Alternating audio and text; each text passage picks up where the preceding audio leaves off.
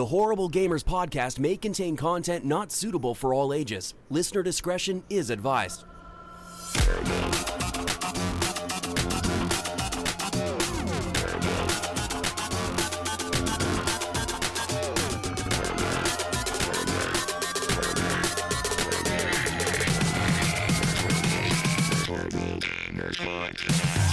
Welcome, ladies and gentlemen, to Horrible Gamers Podcast, show number 277, being recorded on October the 5th, 2019, Spooktober. Welcome, I'm one of your hosts, Jesus Gonzalez, known as Jesus Walks Out. Today, I'm joined by my friend from the West Coast, the best coast, Gunny Chief. Welcome back, Gunny. Thank you, buddy. How are you? How's it going? It's going mighty fine, sir. Mighty fine. Good. That's right, and from Ohio, the Mayo. Well, hello there, Jesus. Hi. How are you? Good. Did you guys have a good week? I had a great week, Gunny. Did you like the show title last week, Mayo? I did. Thank you for putting that up. I thought it was a good show title. Little Ohio. Yeah. Little Ohio and our better internet over here. Oh, fuck you and your internet, fucking Ohio. You suck. Anyways, people, you can follow us on _Horrible Gamers on the Twitter machines. That's at _Horrible Gamers. We really don't tweet much, but we are on there. I'm actually kind of active on Twitter. I go on there and look at stuff. Also, you can leave us a review on iTunes, thumbs up on Stitcher, and all that good stuff. You know what to do there. You can also leave us a review, people. I don't know, many of you don't know this, but you can leave us a review on our Facebook page. That's right. So you go to Facebook, you search Horrible Gamers Podcast, you find the page, not the group, and you can leave a review right there. Just 5 stars. I love Jesus. And we get that. Or Gunny. We get no, not Gunny, Jesus. And yeah, so do that, people. I want to see reviews from you guys. And I also want to see you over at Patreon at patreon.com/Horrible Gamers. Like our friend Jonathan Hall. He joined the Patreon a while back. Let me go. I gotta pull up the list here. Relationship manager. I forgot to listen to GFNG this week. All right, let me give you the list of the active Patreons, ladies and gentlemen. Adam Sunday, Alan Maybe H, Bill Gardner II, Brian Capessa, David Snyder, Evan Tanaka, Henley, and I don't know what this person's. I won't let anyone hurt me like this again. Who is that user? Their username is I won't let anyone hurt me like this again. I'm fucking dead. That's amazing. That is amazing. Whoever changed their name to I won't let anyone hurt me like this again, I fucking love you. We won't let them hurt you again either. We won't. Jesse Kraft, John Jerome, Jonathan Hall, M. Polo, Macmod, Robbie Wheat, The Mayo, and Vaderholic. Thank you guys for being Patreons. Who the fuck is this person? That is the best Patreon name ever, dude. I love it. Anyways, people, thank you for joining our Patreon and for being part of our Patreon machines. Thanks to you, we're able to hopefully increase our audio quality this week and hopefully get this worked out. If you didn't notice, we're using a new recording software this week. It's, we're not seeing each other's pretty faces, and that's a little... Fuck you, Gunny. I'm tired of seeing your face. That's what's making the audio bad. Your face. It's really I'm Gunny got to blame. If you want to go and listen to our show with the premium app, you can download Stitcher. Stitcher is a premium podcasting app. That's right. So that means you go to Stitcher and you can listen to all kinds of podcasts. But there's also Stitcher Premium within Stitcher. And that is a special program. You sign up, you get premium shows, a bunch of special podcasts and all that good stuff. Ad-free listening. You get to listen to all kinds of exclusive podcasts on their premium app as well, and their premium subscription. And if you join with Horrible Gamers, you can actually get a free month. That's right. So it's only $4.99 a month or $34.99 a year. But if you use promo code Horrible Gamers during sign up So you head over to the website and you sign up using promo code HorribleGamers. You get 1 free month. Woo! Yeah. So remember, go to Stitcher. To Stitcher.com/premium. You sign up. Use promo code HorribleGamers. You get a month free. So if you sign up for them, usually they give you 2 options. You can sign up for a year or for a month. So you get a 1-week trial or a monthly trial if you sign up for a year. So you can sign up for a year and get an extra month to your whole plan. So you get 13 months instead of 12 months, and you get a 5-week fucking trial if you use our code. So promo code HorribleGamers, go use that code, people. Use it! Yeah. Do it. Also, if you're interested in purchasing some gear from the Horrible Gamers, you can do so over at Redbubble, redbubble.com. Head on over to Redbubble to purchase yourself a t-shirt, hoodie, wall art, a water bottle, a bed comforter, a shower Coffee curtain, mugs. I saw the coffee bed mug. It looks nice. I'm going to buy one. You can buy all that stuff. You get stickers, whatever you want to buy. Horrible Gamers has got you covered over at Redbubble. Just go to redbubble.com and in the search bar type Horrible Gamers Podcast. And you'll see our store pop up. There's over 50 items that you can purchase in that store with awesome shipping. Pretty fucking quick delivery, actually. It's like a week. So it's actually a pretty fast delivery if you order to these guys. Horrible Gamers Podcast over at Redbubble. Yeah. And I can say I have actually used Redbubble before, and I've ordered T-shirts from there before, and they're actually really high quality. Like I think the last time has been about 2 to 3 years ago, and I still like the T-shirts I wear often. There's no holes, there's no wear on the print, nothing like that. Good quality, really Premium nice shirts. packaging. Yeah. They give you a nice packaging and everything when it comes to you.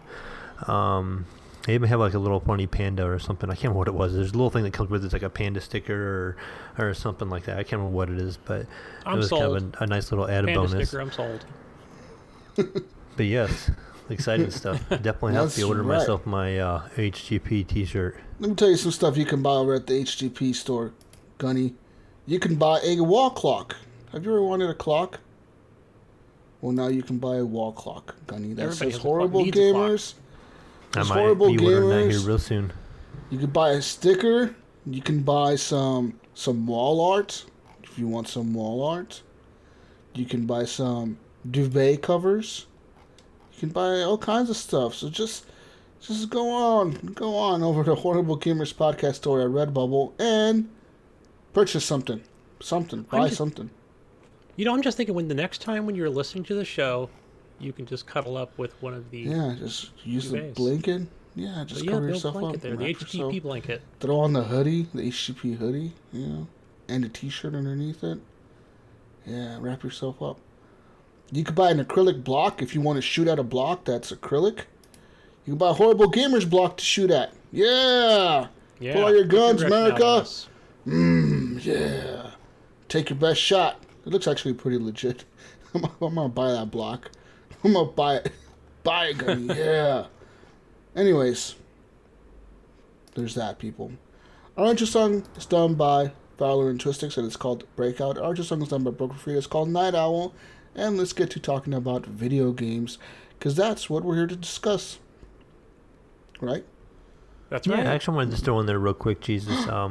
We still have the Patreon giveaway coming up here on the 19th of October. 19. So all of our Patreons are still eligible for the $25 gift card and the last Cyberpunk 2077 sticker that we have. The last one. No more after that. They're all done. No more can ever be made. That was a limited edition. That's right. So, go. Sign up for Patreon and get your money, people. Get free money. Anyways, let's go on now and talk about video games we've been playing this week. Guys and girls, I played some games, fellas. I played some games. I actually Guys. have some good games I talked about this week, too. So, this week I actually, on Steam, I went and re-downloaded some of my hobo titles without the Mayo Pass, because I still don't have the Mayo Pass anymore. Fucking Mayo just kicked me off. You need to get that right revoked. No, not revoked, but reinstated, I guess is the word. Fucking Mayo kicked me off the Mayo Pass. motherfucker. We need to get you added back. We haven't had much time to game together lately. We usually, when we are talking, we're usually talking podcast stuff anymore. Yeah, it's all business, all fucking. How does my audio sound? How does your audio sound? Yeah, that's pretty much what it is. Yeah. Let's test You our press mics. this button. Let's press this button. Tweak What that happens one. if we do this? Yeah, it's all fucking bullshit business. Anyways, let's talk about what we've been playing this week. So I actually went and re-downloaded some of my games, guys, and I actually downloaded Jurassic Park Evolution. I know this game is kind of old. I know you guys have heard me talk about it to death, but it's good on the PC. It's actually really good. So I've gone back to play that a little bit. It's pretty much a strategy game. I don't know if it's a strategy. It's more of a management game. You're kind of just managing a park, and you're trying to make sure that the dinosaurs don't escape. So I'm actually on the 4th or 5th island now in the campaign. So I've actually was able to unlock the island with the T-Rex. There's like a little island. I think it's called Isla Sorna. That's the island that's long, and it has like the T-Rex enclosures, and it unlocks like the big heavy walls, the concrete walls that you can put the T-Rex behind so he can't break out and shit. Like, it unlocks those walls for you. And I was actually able to move on to that island, but I decided not to. I decided to stay on the island that I was on. Because the island that I was on was actually one of the islands that there was like a disaster there or something. And they told me to rebuild it. And I've actually rebuilt the island, and I'm actually doing really good on it. I have like a 4-star rating on that island. I have a hotel that's like pretty packed. I have a bunch of dinosaurs. I have like I made like a whole section of the park that's actually pretty big, like a big enclosure, you know what I mean? Like a big dinosaur enclosure. But it has like all the herbivore dinosaurs in it, so it has like the big fucking like the long neck fucking dinosaurs, the Brachiosaurus or whatever. And it has like the fucking it had the Triceratops or whatever, like those fucking things with the horns on their head, the little fucking those weird vicious looking ones. Yeah, and then it had like it had a few other ones, like a few big ones. They're all herbivores and they're all pretty big. But the problem was that I ended up putting too many dinosaurs together, because there's a limit to like how comfortable a dinosaur can be. And a lot of the herbivores are used to being around like, I think the population is roughly around 25 to 30 dinosaurs. And I think I have like 40 in this enclosure. So I ended up releasing like one extra Triceratops into the enclosure. There was only 3 in there, and I released one more, and they ended up breaking the fence and escaping.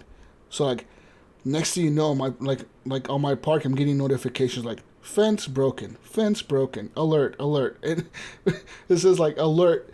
Fucking guest in danger, like from the dinosaurs. It tells you like how many guests are in danger from attack. It's like guest in danger, and I was like, holy shit. And I look over and like my whole fence is just destroyed from like the herbivore enclosure. So I like sound the alarms. I open up all the shelters, the alarms are going off, and people are fucking everyone's freaking the fuck out and running. And I send out my on the ground. Yeah, I send out my helicopter to the fucking to like tranquilize the dinosaurs, and my helicopter's having a hard time like shooting them. And I'm like, holy shit, there's like 5 dinosaurs that got loose. A lot of them stayed in the enclosure. Obviously, I had like 40 dinosaurs, but a lot of them stayed in the enclosure. But it was like 5 of them that actually walked out of the fucking fence, like in the hole on the fence, and they went out there and started fucking with people. So that was kind of scary. The scary part about like me having like an event in that park, specifically that one in that island, is that I have a huge cage. It's like a huge enclosure, but I have the raptors, the velociraptors. I have them in that enclosure, but I have 4 of them in there.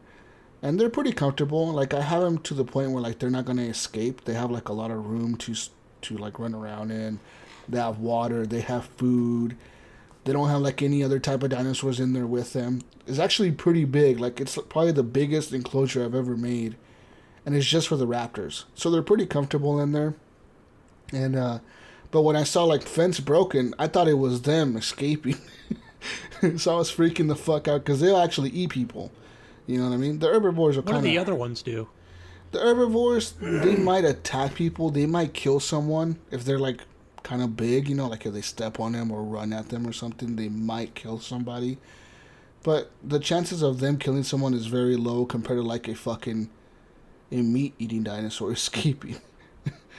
You know what I mean? I Your fucking haven't raptor made it escapes. I haven't made it as far as, like, let let them escape and then see how long it takes them to actually get to the shelter or die first. The problem with the shelters is I only have 2 of them in that park. I've been using a lot of my space to maximize. Like I said, I have big enclosures, so I have less space to like put shops and stuff.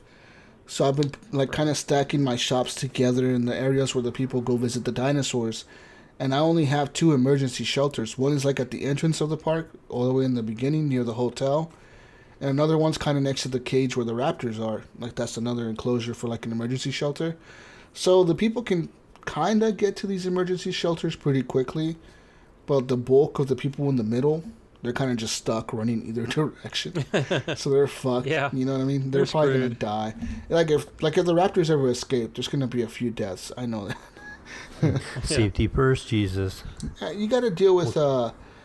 And the thing is, like, I have my ranger team. That's the team that, like, those are the people that usually, like, they refill like the feeders for the dinosaurs inside their cages, and they shoot the dinosaurs with these darts to heal them if they get diseases, or they're the ones that fix stuff. Like if your power grid goes down, they're the ones that go out and fix the power grid or fix the power plant or fix a fence if a fence breaks. And I have the ranger team, but like the problem is I set up all my labs and my ranger team and my security teams like on this one little area of the map. It's all the way to the north. So it's kind of like they're kind of like isolated up there, and they have to. It takes them a while to get to fix a fence. It takes them a while to get across the park because I don't have them like scattered throughout the middle of my park. They're kind of like far away, and the reason I have it that way because I want the guests to experience the park. I don't want them to see like a fucking security center or fucking lab. Who wants to see a lab? They're here to see dinosaurs, right, motherfucker. So I'm giving them the experience they need. The problem is that it comes with like a risk of like it takes them a while to fix a problem if a problem ever comes up. Yeah. Because there's things that happen in the game, man. There's things that happen like where you get hacked or you get like a sabotage happens in your park where like somebody shuts down the power or somebody opens up the fences to like, because like the enclosures, you have to have a gate that opens so your ranger team can get in there to resupply the dinosaur feeders, you know what I mean? So sometimes what happens is like you'll get a sabotage where like somebody opens up all the fences, like the gates to your park, like to the dinosaurs. Somebody will just open those up. And you have to send a ranger team to repair the fucking gate.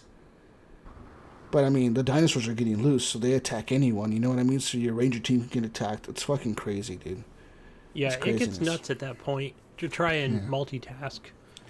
Because that actually happened to me. My gates were sabotaged and they were opened. The good thing is that my raptor enclosure, where I had the velociraptors and shit, didn't have a gate yet. I didn't put one on it yet. So it was only the other dinosaurs that got fucking loose, and I was like, oh, okay, at least it wasn't those fucking things. Those things are hard to catch. They fuck everything up, dude. Yeah, I know at some point, isn't it, where you can upgrade your, like some of your helicopters, like they can kind of do some of the same work? Yeah, they do. But you gotta have the points, right? You've got to be able to have that upgraded. Yeah, you gotta have the research teams to upgrade some stuff. You gotta have the money to pay for the upgrades or the research for the upgrades. And you gotta have the power. A lot of the upgrades take power. So, like, for example, a helicopter, you can have it to set, like, you get put an upgrade on it where the guy reloads faster. And you have that at 3.0 or use 1.0, 2.0, and 3.0. You can have it at 3.0. And the guy can reload faster, but it takes up so much energy, like so much electricity from your park. Like it'll say 5 sparks or whatever. And you have to like manage how much energy your power plants are producing to keep the whole park running, you know what I mean? So it's all like a management thing, It's kind of tricky. But my park is making tons of money and it's doing good. I'm looking forward to switching out to the next island because the next one's pretty hard. It's where the T-Rex is at. And that island has a lot of storms, so a lot of like rainstorms, and those usually break stuff too, like the storms, the thunderstorms. They'll break like a fence, or they'll break a gate, or they'll break something, and the dinosaurs get out and fuck people up. It's fucking horrible. But, yeah. So Jesus, let's just say California over there is trying to, I guess in Portland area, is trying to keep up with Ohio and their theme parks, and they build a real life version of your theme park over there.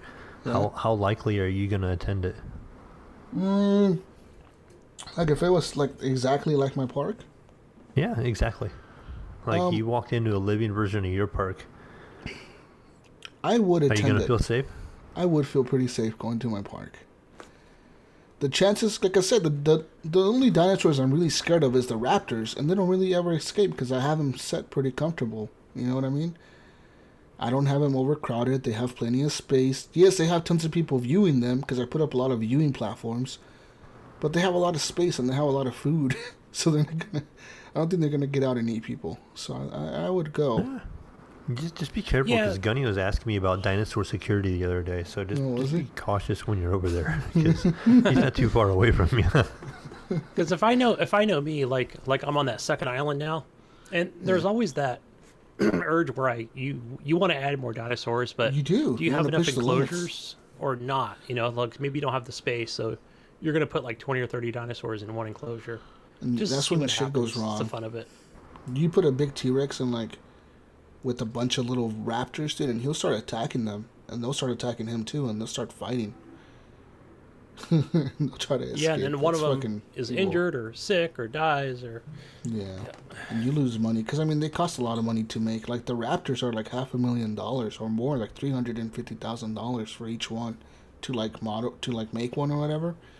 That's how much it costs. And for like the big Brachiosaurus, the big long neck fucking dinosaurs, those things are like $750,000 for one of those to make one of those. So if you make it and it fucking dies, you're like, fuck, I just lost like almost $1 million on this shit.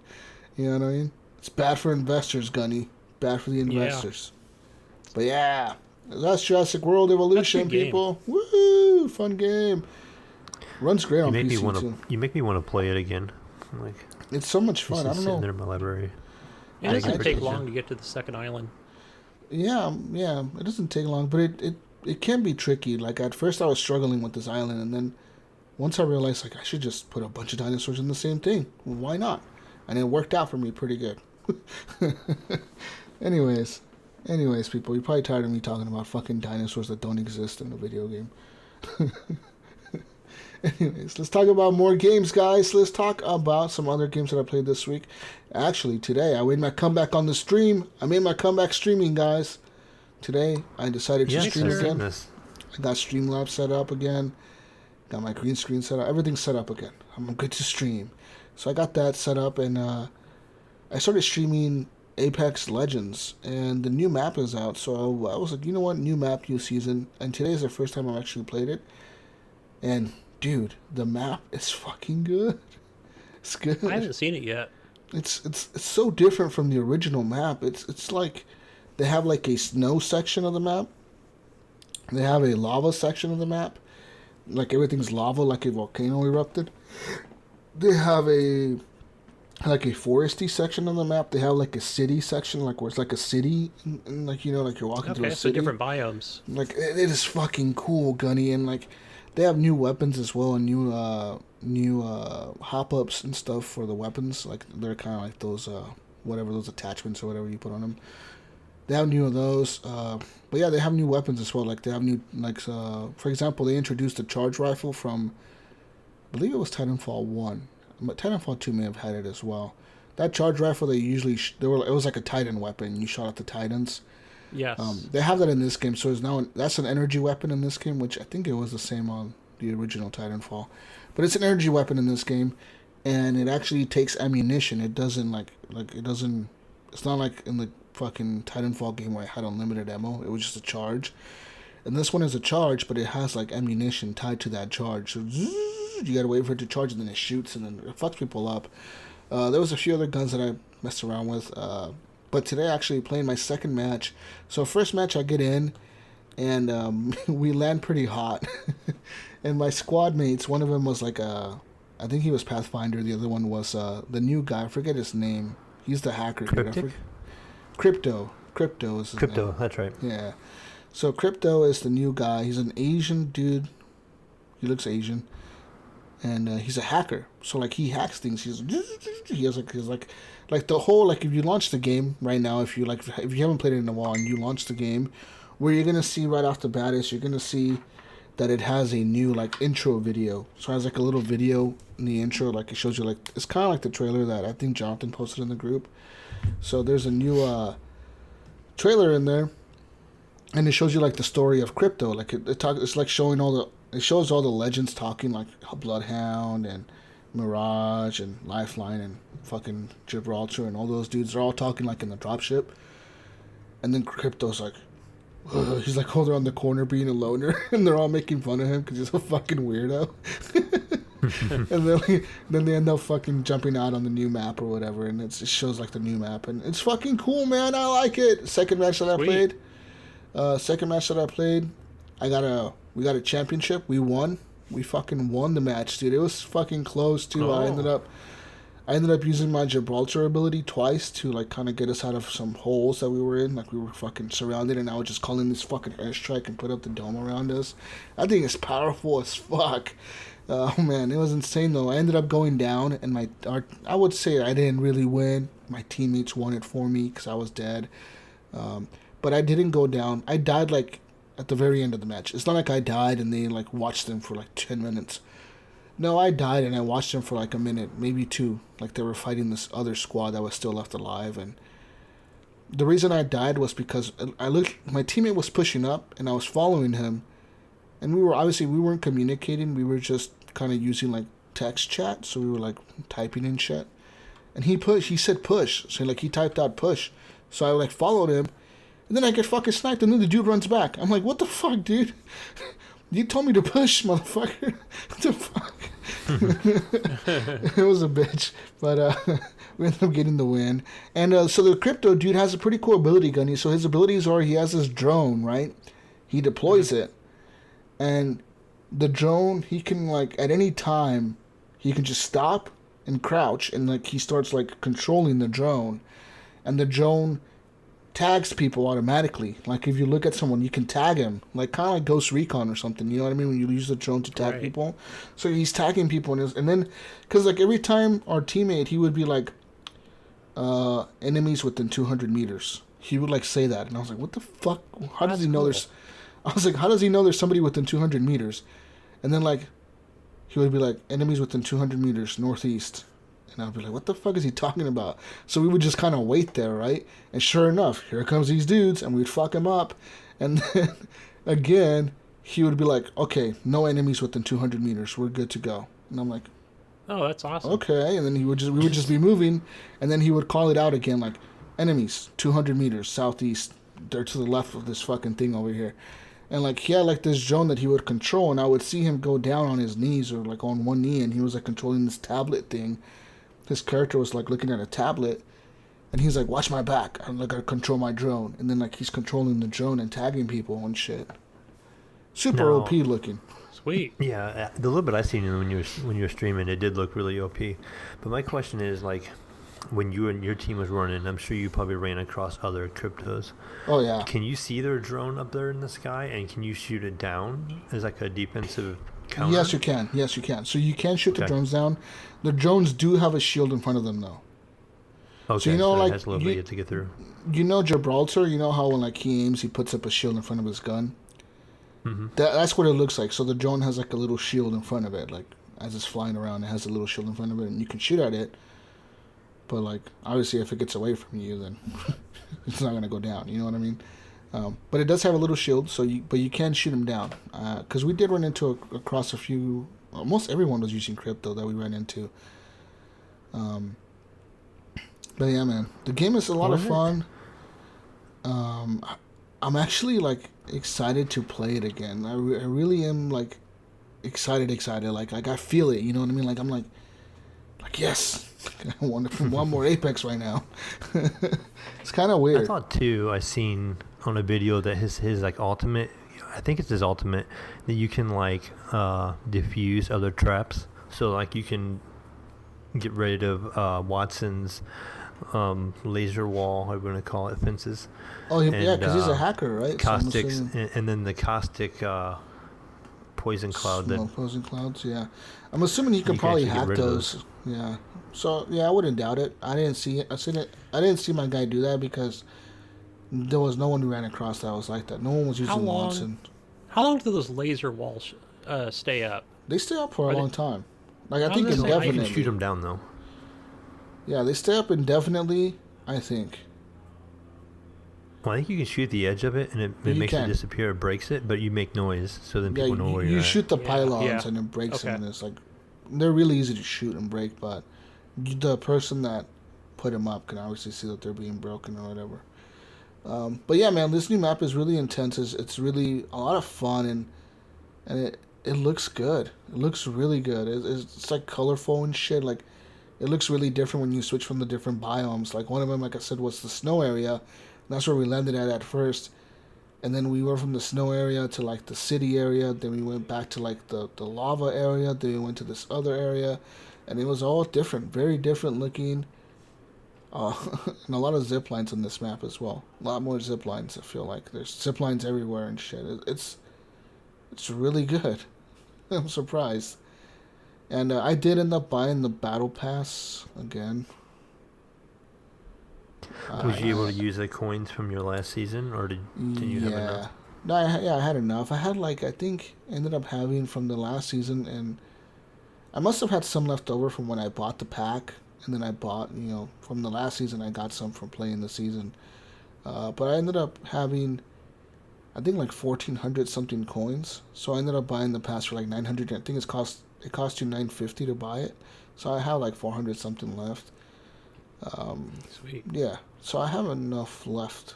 I think if I play half of this season, I should have enough to buy the next pass. Because I know every pass, if you buy the pass and you beat the pass, you will earn enough coins in that pass to buy the next pass. Mm-hmm. They do it that way because everyone does it that way. Fortnite does it that way. I'm pretty sure even PUBG probably does it that way, I'm pretty sure they all do it that way. It just makes sense to get your players like a reward for beating your pass. Right. Like, here, buy the next one. I'm not sure if Yeah, you who's the most can loyal? buy a pass with coins on PUBG yet. I think that's really cash yet. I think You have to use cash?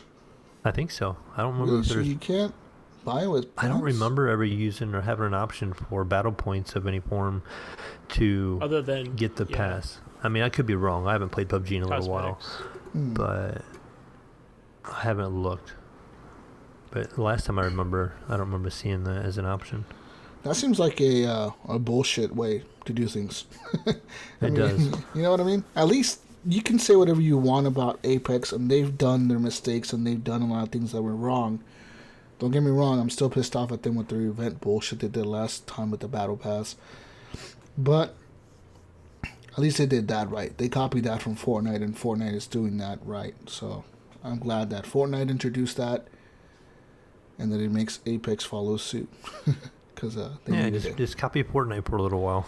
That's what I would copy do. Fortnite. It That's kind of looks smart. like they did copy Fortnite. If you look at the Fortnite map and you look at the new Apex map, the new Apex map reminds me of it reminds me a lot of Fortnite. It reminds me of like because Fortnite has the same thing that Apex has in this map, where Fortnite has the different biomes, and they do a really good job at changing it. I think it's like every other week in fucking Fortnite, or every week even. They change the map. So, yeah. I don't think that Apex is going to be changing the map, but they have different biomes now, which is a big step forward. I was tired of the old map. Yeah, I'd be glad to check it out too. I didn't realize completely that there was a new map. I knew there's a new season and a new character, but I just thought maybe they made like moderate changes to the old map, but so it kind of makes me want to jump in and check it out also. Yeah. It was legit. It's fucking legit. And so yeah, besides Apex Legends, Jurassic Park, I actually went and played a little bit of Borderlands 3. Borderlands 3 is still good. It feels It good. is. It's so fucking good. That Been game is playing really that. good. Played that for a few hours today. Yeah. At least 3 or 4 hours. It's fun. Yeah, I played it today on stream for about a few hours, couple hours, I would say. I ended up beating the next boss I had to beat, which was the Warden. Have you guys fought that dude, the big Warden guy? He's like a prison guard. No, or some you shit. guys are ahead of me. That's the mission I'm actually on right now. I'm breaking the guy out. I can't remember what his name was. Yeah. I'm actually on the mission, Jesus, I did with you last week. And that's kind of what I've been playing this week also. And you remember that mission that you and I did where we met the big football player guy? What was his name? Brick? Brick, yeah. That's exactly where I'm at. And when I got to that point in the game, actually, a big message popped up on my screen. And it said, you have previously done this mission with another player. Would you like to do it again? And so I just went ahead and hit yes. That way I could get the XP and do it on my own to run through. Yeah. But that was the mission I played with you, so wow, that so was the first time I ran across. You could have just skipped that mission. That's weird. That's pretty badass, though. I'll give us that. That's actually I cool. remember that from Xbox days of playing with other people where I've jumped ahead of the story. But so far, I've just played mostly by myself on the Xbox, so I haven't had that issue. And Jesus and Mayo, I'm always going to be probably a week or two behind you guys. Because now I just did that side mission with the Rick and Morty or whatever they called it as a side mission. Now I can't say I haven't done any of the side missions. I actually wanted to grind through. Jesus made me feel bad last week, saying we needed to get caught up, and so I had to try at least catch up with him a little bit. So, so I didn't do any side missions though. So I did have a hard time. So the mission right before that, there's like a mission where you had to go and. The guy with the big laser on the moon that had like low gravity. Oh yeah. Oh yeah. I just hit the moon I can't remember today. the guy's name, but that boss there was like a giant robotic eyeball where they were floating around. Yeah. I had the hardest time against him by myself. I died. I don't know how many times. I bet see how 15 that's times. Pretty hard. Yeah, me and Brink were together during that one when he played with me, and he was actually like 5 or 6 levels ahead of me, and. We still ended up dying a few times playing that. Are those like Destiny inspired or what? It actually, I would say yes. It looks kind of like a Destiny mission. Well, because I didn't do the boss fight today. What I did was, it was just like a regular mission, and so I know there's a lot more I need to uncover on the moon. But I did kind of detour to the right. I was like, hey, what's over here? Just want to, brighten the area up because it just kind of graze it out, right? So, and then it was actually like 3 eyeballs or 4 of them at the same time, just raining down hell upon me. And I was like, I killed 2 of them. Then I was like, I'm out of here. Yeah, this one is difficult. Like he was one-shotting me. He has like this explosive thing he shoots, and he would just one-shot me. And I'm like, I don't know how I'm gonna do this. Like I could dodge it for a while, and then it just hit me. And then there wasn't any like I would call trash mobs that you can fight for your life with. Like there was none of those kind of people around when I was playing by myself. So I literally had to like try and fight for my life against the boss, which wasn't going to happen. So I wouldn't even waste the ammo at that point because I'm like, I'm just going to die anyway. So then I died, like I said, like 15 times. I ended up getting with Ghost Nico, and he joined my game, and we got it on our first try together. So just having that extra person in there helped immensely. A lot because they can distract them when you can shoot them in the back, etc. Yeah, it's a huge help. Trust me, dude. I did that with Brink, and we ended up beating them. Ghost had the it's Black, I think, with the Beastmaster. Yeah, the Beastmaster. So he had his pet too. So there was really like 3 of us, and he was doing corrosive damage. And I don't know if the corrosive damage is really good against the robot type things. I'm assuming maybe. Should. Sometimes it maybe. Yeah, it should. We did really well. Like, that or electricity. Unfortunately, one of the guns I had was electricity, and it seemed like I was doing nothing against them. Like I had this. Some guns don't. Yeah, they'll tell you like. It'll even show you, right, that it's immune or whatever. Yeah. Yeah, and so it still does damage, but just less of it. Yeah, one of the bosses that I fought today was the Warden, and you're gonna run into him here pretty soon, here, Mayo, if you're playing that break mission. Because he's actually, when you go and deliver the pizza, you deliver the pizza, and you actually end up just fighting him right off the bat. You go deliver it and you fight him. And that was actually kind of tough. It was funny because I was playing it on stream, and it goes from like, it says the Warden, and then it says the pissed off Warden. When you beat him, like you get his health bar all the way down, and then it fills up again, and it's like the pissed off Warden. So now his health bar is all the way full again. And then you take that, you take his shield down again. You have to take his shield down, and on top of that, like his little minions are spawning too. Like they're like the Warden guards or whatever, like the pissed off guards, and the little tinks and shit are popping. And then you get that one down, and it's like the really big pissed off Warden. And then you take that one down, it's like the really big, super pissed off warden. And then like you take that, like it does it like 6 fucking times, dude. I shit you not. I was like, how many fucking times am I have to kill this guy? Like, I killed him like 6 times already. What the fuck? And like the last one is like the mega warden, like the super mega brutal warden or some shit like that's the last one. And I was like, fuck, that thing took like forever, dude. I just had to run around in circles and fight this guy. I spawned my mech probably like 4 or 5 times. That's how long it took to beat this dude. That's a long fight. Jeez, Then, yeah. that's a long fight. Yeah. Like, I spawned my mech and he would destroy it because obviously I would run out of bullets or overheat, and then he would just destroy it. And then I would just run around in circles, and I would turn around. And while I was running from him, like, his little minions were running at me too, like, getting close to me and shit. So I had to, like, run in circles and turn around and shoot his minions. That's because they were, like, right on my ass. Like, I had to shoot them and stop and shoot them real quick. And then keep moving because the dude would do, like, this ground pound thing. He would, like, jump up in the air and ground pound where I was standing, so I had to like make sure I keep my eye on him while I'm shooting his guys. It was kind of a bitch, man. And then at the end, he does the ground pound and he does this other thing where he claps his hands together and it does like a big slam, like his hands slam together. And he'll like run at you and slam his hands together, and like if you're in the zone where he slams his hands, it'll do a bunch of damage. And then he has these rocket launchers that shoot like fucking missiles from his backpack or something, and they fucking lock onto you and they chase you, and you have to dodge the missiles. It's a lot of shit you have to be dodging, dude. I ended up taking him down. I didn't die, but I had to stay mobile a lot. I was like, okay, I know this is the only one way I'm going to beat this guy is if I keep running. And it actually worked out. But it was hopefully hard. for me, it might work out in my situation because the gun I'm using right now is one of those guns that has an initial dart you fire, and then all the bullets after that until you run out of the clip are heat-seeking. So you don't have to look at the enemy. So you hit him one time, and it locks on him, and you can just fire blindly while you're running and dodging. That actually was super helpful, I think. So as I'm running and dodging, I'll be able to use that. Basically, the only thing that's hard about it is on the keyboard, I have to continue to hit C to change the firing mode of the gun.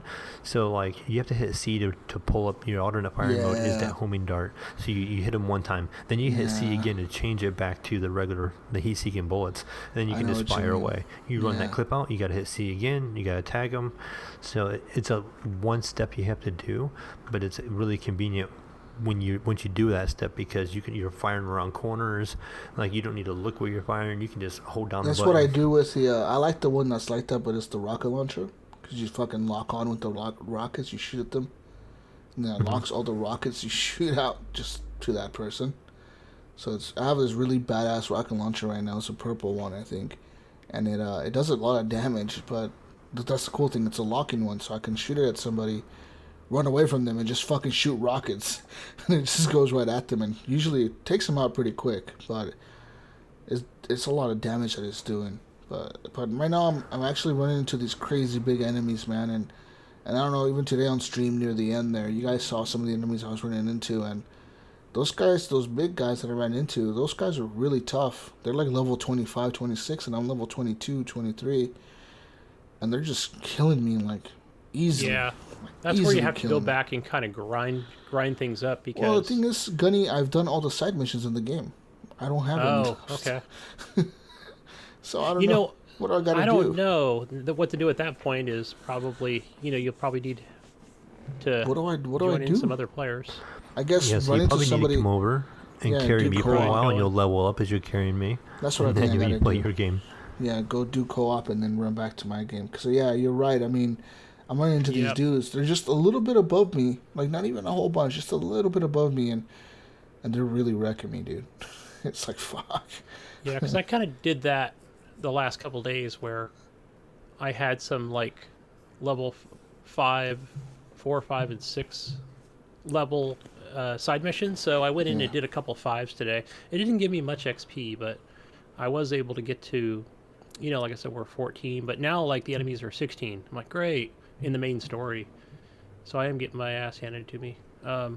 Hey, question for you guys, because I use my drone on my left bumper and right bumper. I just got my, I think it's called the Digi clone. Basically, it's just, they have their own gun, my own clone.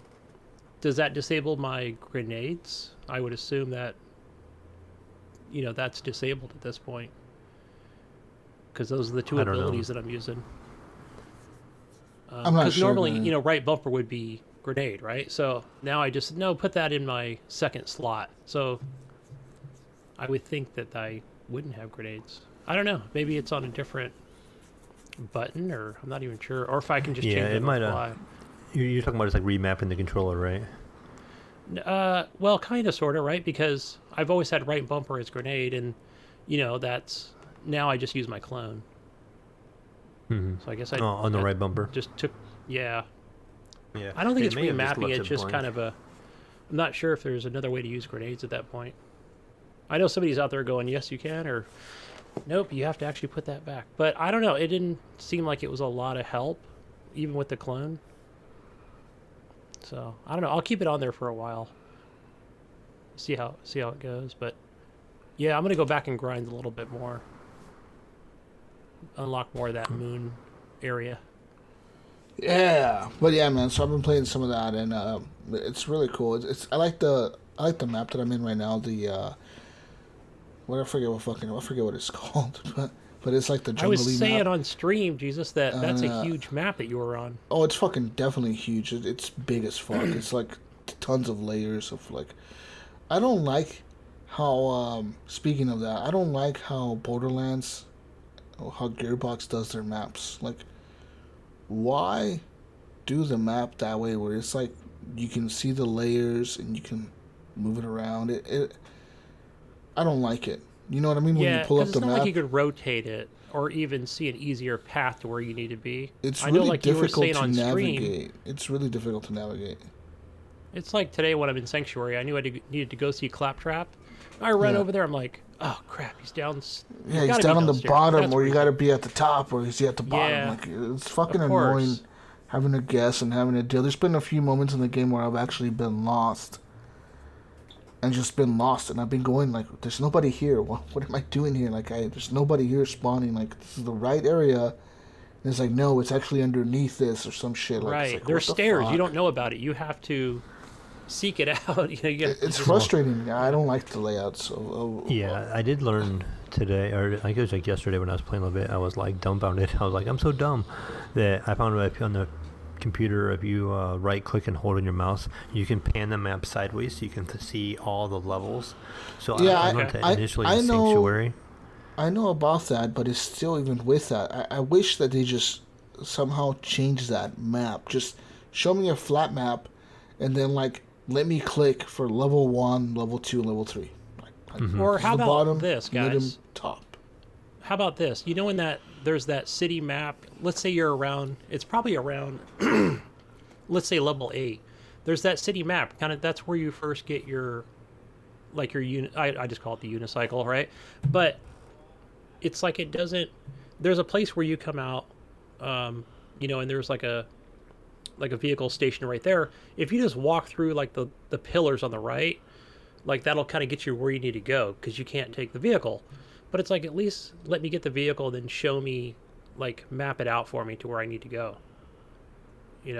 So it doesn't. That's I wish, at least I wish it did that for you. It's really annoying. Some of the map layout, it's really just like, what the fuck, dude. It pisses me off. That's the frustrating part. It's not.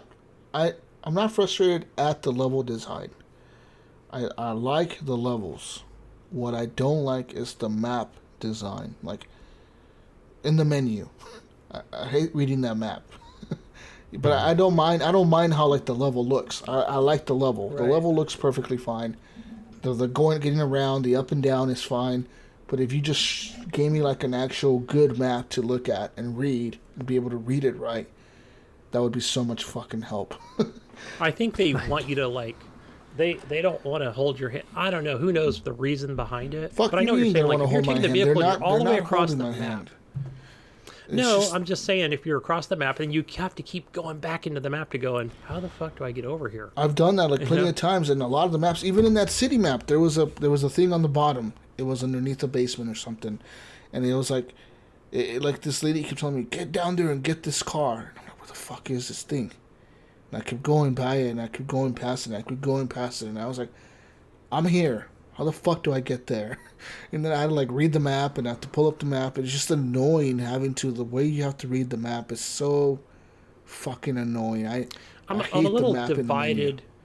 Jesus, for me, I think I'm a little divided on it because there were a few things where I'm like, okay, maybe I see what you're going with this exploration. And I did find a few, like an enemy that was, I mean, I wouldn't say it was a boss fight, but, you know, it was a pretty cool enemy that I fought, like, down below, you know, that I actually died twice to. So, I don't know.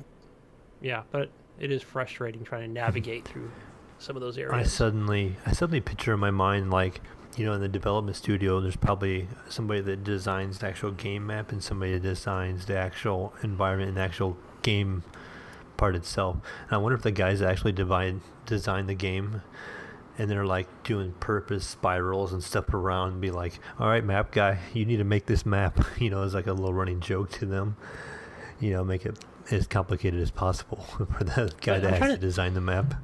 Guys, I'm trying to think of a good game that has a good waypoint system. I don't need like a big giant arrow, you know, or big bold yellow lines on the ground or anything like that, but I don't know, just something that, you know, that's getting me in the right direction of where I need to go. GTA It would be helpful.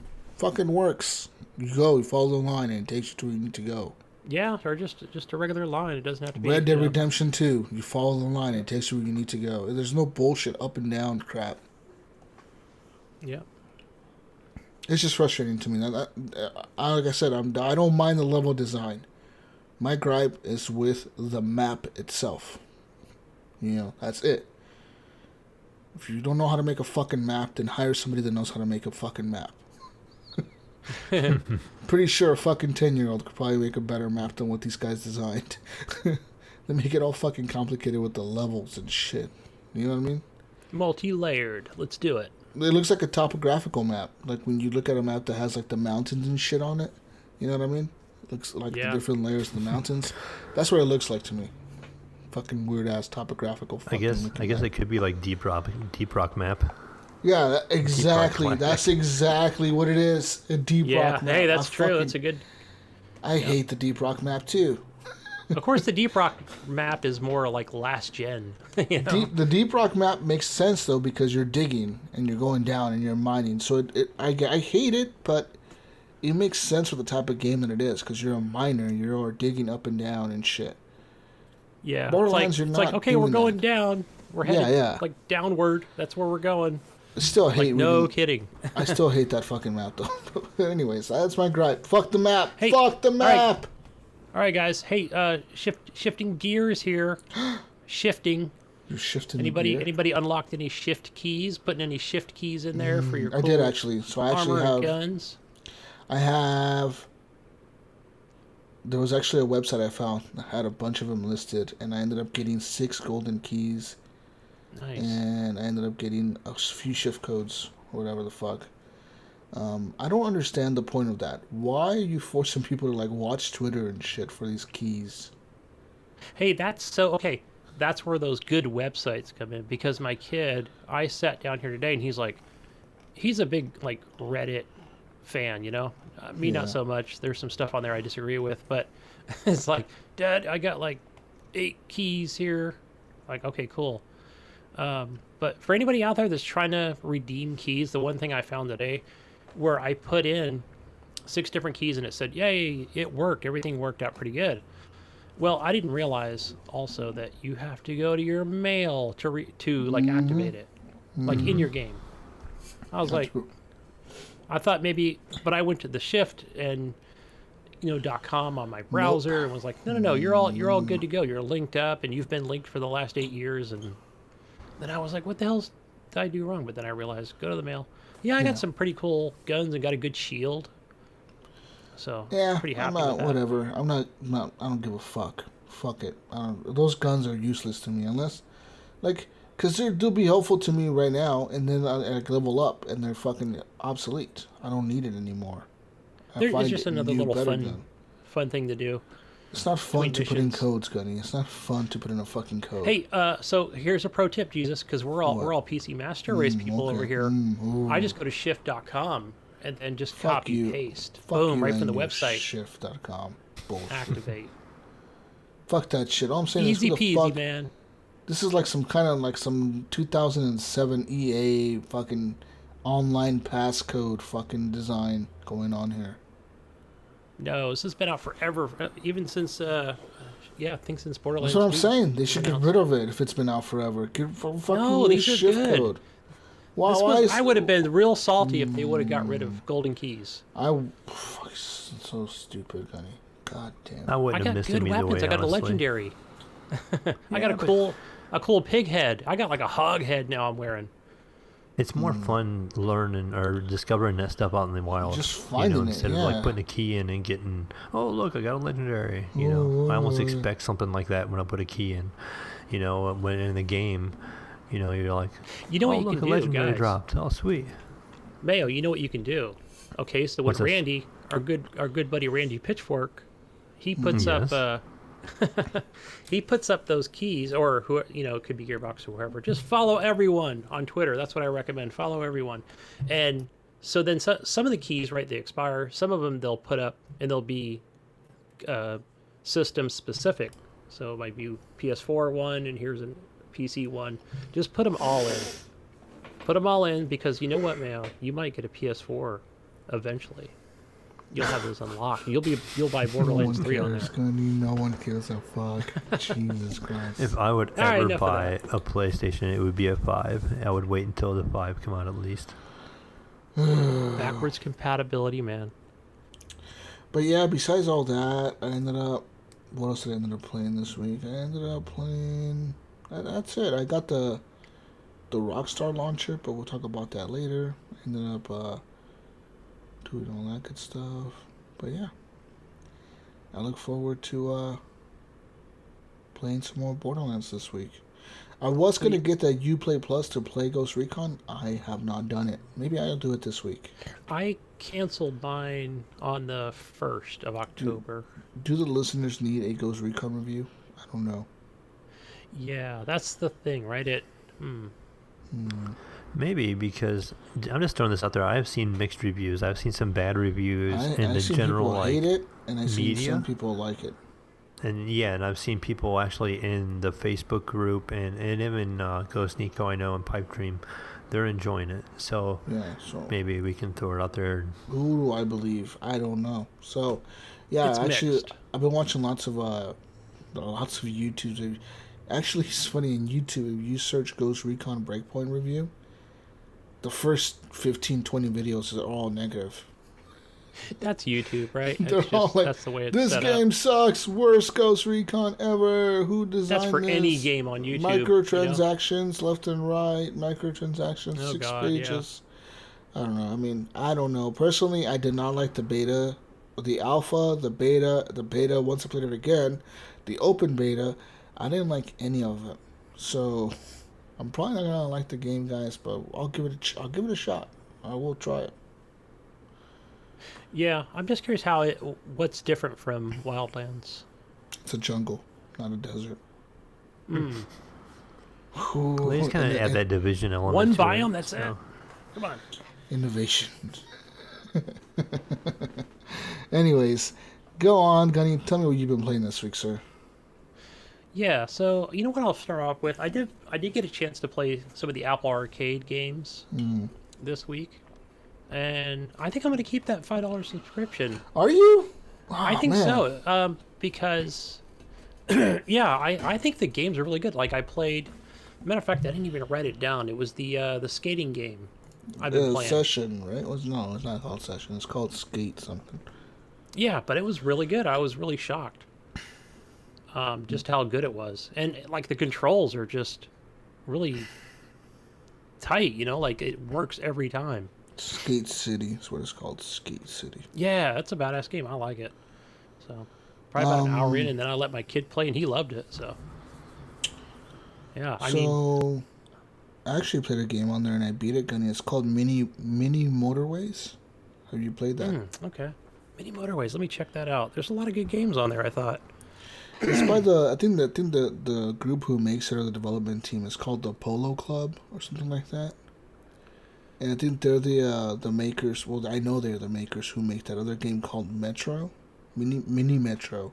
Mini Metro, And yeah. if you ever played Mini Metro, it pretty much is like it's a game that you have to connect these things and like kind of like build a line, and like it's color coded and shit. So I don't know if you're into these types of games. It's kind of like a strategy game. I would say it's a strategy game.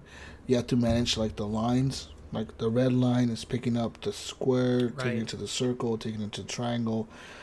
And you're like mini motorways is the same thing. You have these color coded houses with cars, like a red house, and then like a big square building that opens, and that's like a red building. So you got to connect the road.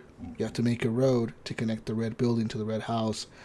And then like after like so many days or whatever go in the game, a yellow house will appear, and like a yellow building will appear, and a purple building and a purple house, and you have to connect all these roadways and manage the traffic to get like these people from the store to the houses, I guess, or whatever.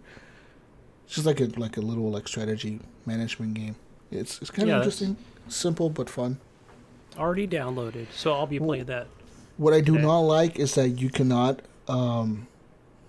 So these games in the Apple ecosystem and this Apple Arcade are locked down to Apple Arcade, dude.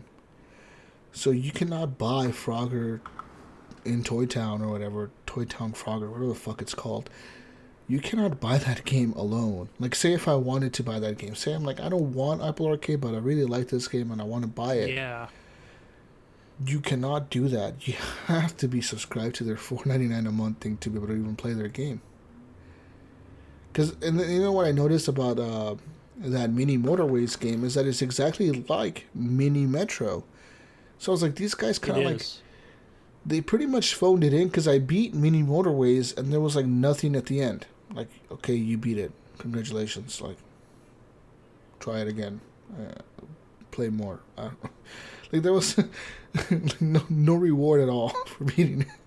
So, hey, you get achievements. It's like no, not even that. It's like they phoned it in. They just like we're making a mini metro, but with cars instead of trains, and we're gonna release it on Apple Arcade. And I'm pretty sure Apple paid them for the exclusivity or whatever. So I'm assuming this Polo Club developer team, they just kind of phoned it in to get paid by Apple, like get paid a check. We need something to help us out, you know. Yes. I don't agree with that, and I think a lot of developers are going to be doing that. They're going to be making copies of their popular games on the store, making like a carbon copy of it, kind of change a little bit of things, and re-release it on Apple Arcade and get paid by Apple to be exclusive. You know what? And I wonder too, you know, from developers unlike them, where they have to leave that, you know, these not loot boxes or whatever they're, you know, they kind of have to leave that behind when they're thinking about making a mobile game, right? With microtransactions. What do you mean? So, well, I'm just saying for Apple Arcade, they don't have any of that in there, so they have to... Yeah, but they're getting paid by Apple quite a bit of fucking money for that exclusivity. Yes. So, I mean, that's just one aspect they have to leave out, and like, oh, we actually have to add more gameplay. You know, like, how do we do that? Well, I was saying, Mini Motorways didn't add anything. They just phoned it in. It's literally a game that you can beat in like an hour or maybe even 30 minutes, I would say. And there's nothing there that's innovative at all from Mini Metro. I would say Mini Metro is the better game, and I paid $5 for that game, or $3 for it or something. Same with like these other games that I played on there, Gunny, like that Skate City game. Mm-hmm. There's really no reward for that game. It's just, you're kind of just grinding and skating. Like, I guess it's cool, but I guess I'm used to having a reward for my experience in the game. Whether it's like in a story game, the reward is I learn the outcome of the story. In a shooter, it's like I earn a rank or a gun or something, or both, like a story and a gun or something. You know what I mean? Like these games that I'm used to playing on PC, Xbox consoles, etc. They all give you something for beating them or for playing them. And these mobile games are like fucking heartless. They like have no soul. There's no soul in these games, Gunny. Hey, you know what? No soul. Okay, it's just a different way to play. It's a fucking ginger game. Yeah, I know. It just keeps going. I know what you're saying. There is no like, you've accomplished this. Yeah, you've done something great. You're a great adventurer. You saved the people of Frostfell. I was playing was it Mario Kart today? Thankful for and you. yeah, I mean, at least that game, even though it has microtransactions, it's Fuck like you Mario won Kart. first Fuck. place. Yeah, you at least rock. okay. See, there's something there, but Yeah. there's nothing in these Apple Arcade games. They're like never-ending fucking games. Maybe I should try like that. There's an RPG on there, isn't there? That Cat Quest, whatever the fuck it's called. Oh yeah, and you make fun of the Apple games, and you got games like Cat Quest. Cat Quest 2, actually, man. Oh, the sequel. This is a sequel to Cat Quest 1. Because Cat Quest definitely demanded a sequel. Yeah. So, anyways. So, anything else you played, Gunny? Yeah, Frogger in Toy Town. I thought that was pretty cool. That was fun. It's kind of hard, right? To me, it was kind of Yeah, hard. well, I only thought the controls were hard at first because I kept tapping and tapping, and then I'm like, Yeah. oh, I have to. Swipe. Now I get the controls where you point and hold like the direction you want to go. Yeah. So I thought it was cool how it's kind of like there's that's classic Frogger, but with things like pick up the bomb, blow the bomb up, and like things will explode, and you'll pick up the the person saying help me. You can get to that person, pick it up. What are these? Jelly beans they look like. So I thought that was pretty neat. So there's objectives that you're going from side to side, and I feel like it was like the screen was moving slow enough for me to learn the controls, unlike an actual classic Frogger game where it's like you got to get across that highway quickly. So and the game looked good. I thought it was pretty fun. I enjoyed it a lot. Let's see. I don't think those are the only 2 or 3. What the golf? I think what they did was a lot different. How so?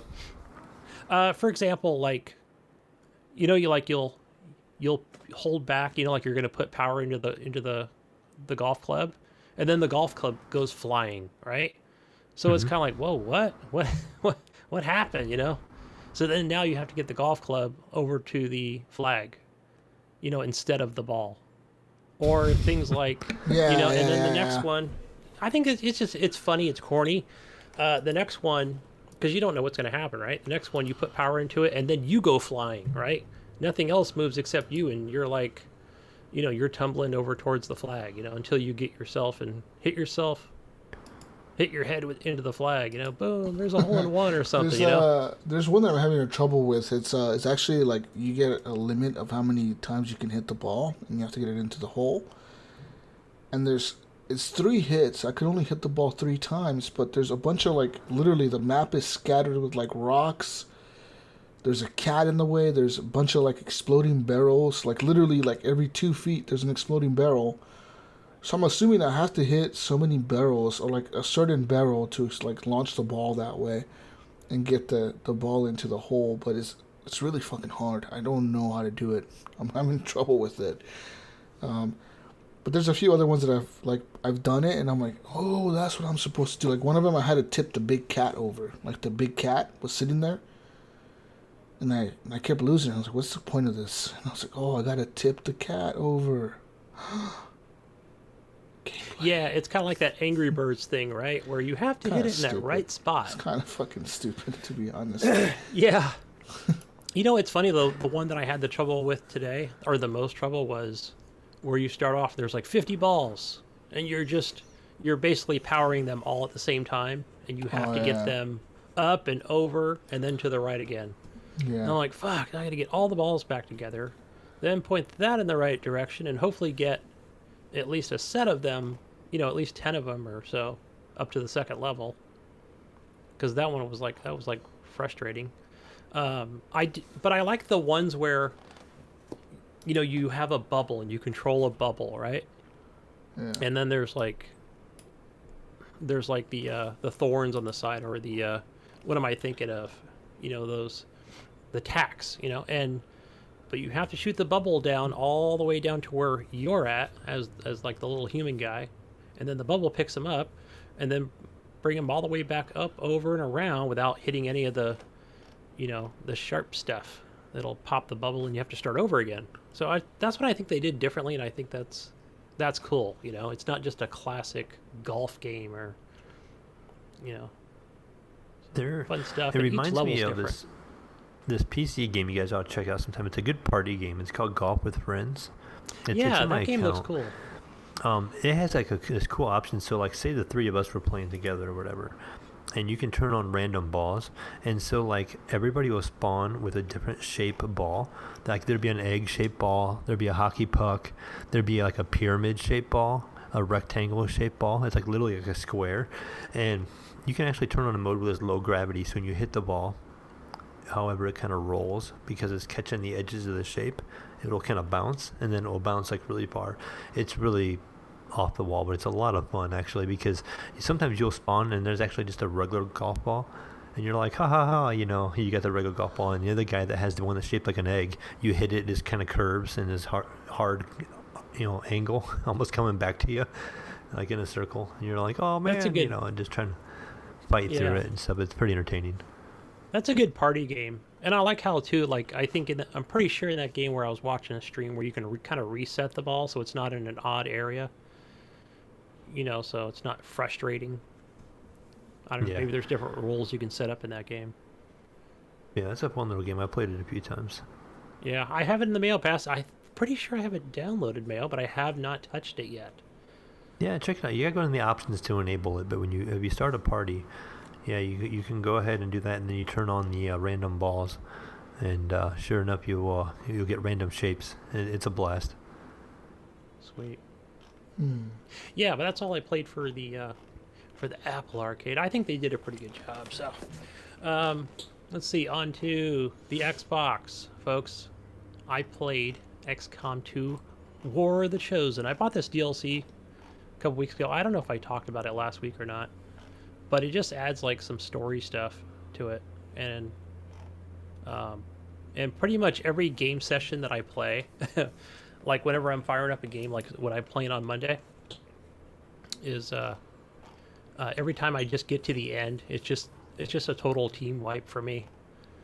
I'm surprised the developer hasn't sent me an uninstall message, because it's like I'm doing so good. I feel like, you know, I'm a badass, and you know, I'm playing real tactical, and like I'm not jumping ahead with each character, and you know, I'm playing my corners, and you know, and getting the cover for what I need. But then I just get my clock cleaned. But it's a fun game, to say the least. I think it's procedurally generated in some ways, because it seems like every time I'm starting a new mission, it's a different map, but it's the same story. You know, they just want to keep it fresh with each map. Mm-hmm. Yeah, like for example, they gave me this. I go to this mission where I pick up a new character, and I think it's part of that War of the Chosen, and she's pretty badass. She's like a one-shot sniper, you know. So there's always like that 85% chance to kill these zombie type aliens, and she's taking them out, man. Just boom, boom, boom, boom, boom, right? And I guess the thing with this DLC is like, you know, because it is new story stuff where it's not just you just get one shot. You know, you'll actually get like 3 if you don't actually want to move your character, which is cool. So you can take out more enemies. Because you know how it is, like with these turn-based games, you know, they're going to get as close as they can to you, you know, because there's going to be more of them versus more of what your team has. So especially if you're only going in there with three teammates. So, yeah, it's I'm gonna play it definitely some more tomorrow or Monday. Yeah, every time I hear XCOM 2, the mech game, I can't think of the name of it now. It pops in my head. Mech, yeah, I have that too, and I haven't been playing it. Not Mech Warrior, is it? No, I can't remember what. I'd have to look at my Steam account again, and it's actually in the Humble Bundle right now. Actually, you can pick it up plus the DLC. And it's a turn-based mech game like that. And it's actually a lot of fun. I like that one better because you can individualize your mechs. Like, you change your loadouts on them and stuff, and you take them into battle. Yeah, and I know somebody in our community too, like, sent me some help videos on how to play that game, because it is like a, you know, it's got a currency system to it as well. So you got to be careful. Yeah, I seen you some videos way back in the day when you were first starting to play it before I was on the show. Yeah, but there's so much to it. I think it just overwhelmed me with, again, I'm just not great at those turn-based games, so I just get my butt kicked on them. And just end up restarting. So, let's see. Destiny 2, folks. I downloaded that on Steam. Nice. I believe I got that. I know a lot of people, this is that free-to-play version. It doesn't have Shadow Keep, but it's everything else. I imported my character from Xbox, level 20.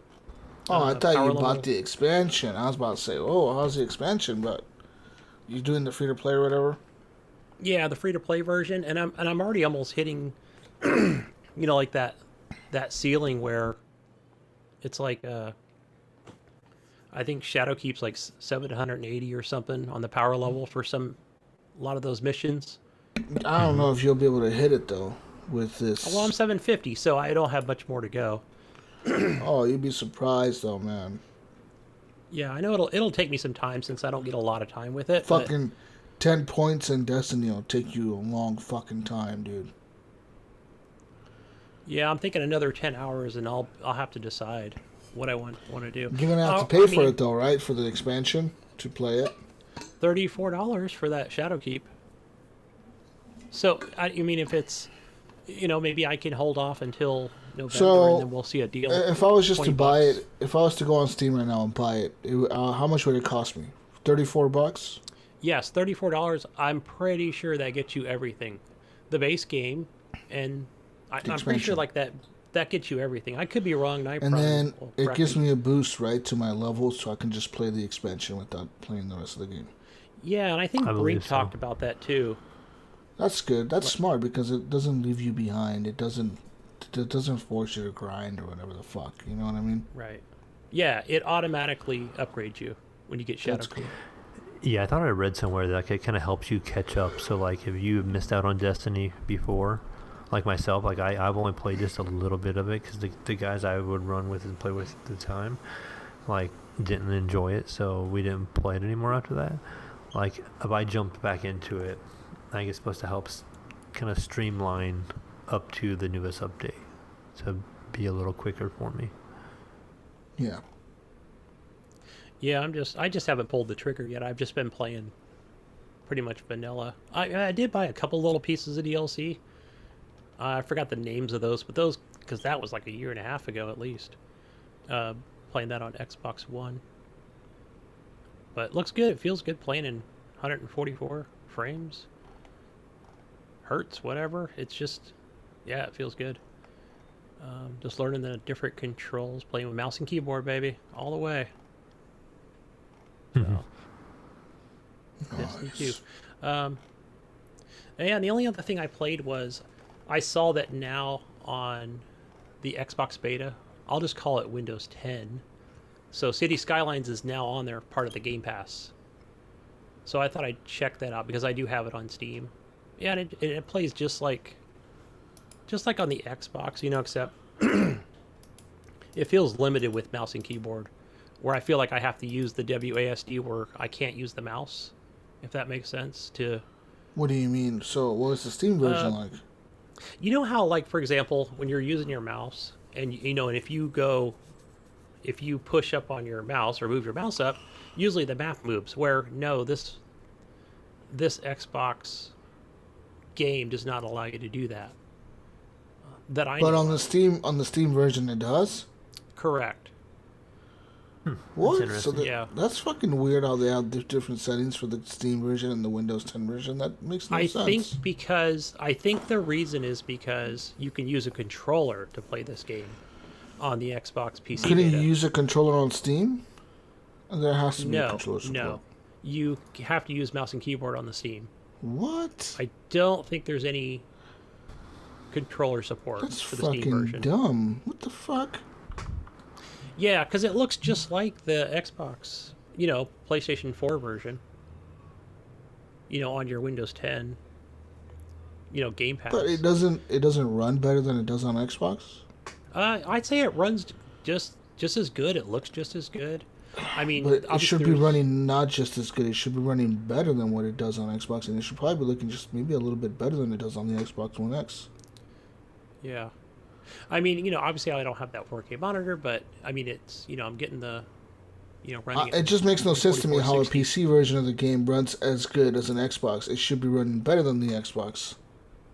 Yeah. I mean, especially with the 1070 that I have, so. You know what I mean? don't know. I think it that just just came makes no out, so. sense to me. I don't know. Yeah.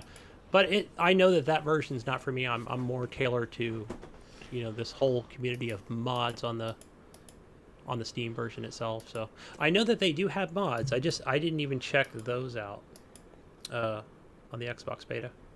But yeah, I just thought I'd download it, check it out, and not for me. So anyway, guys, Okay. that's all I played. Yes. What about you, Mayo?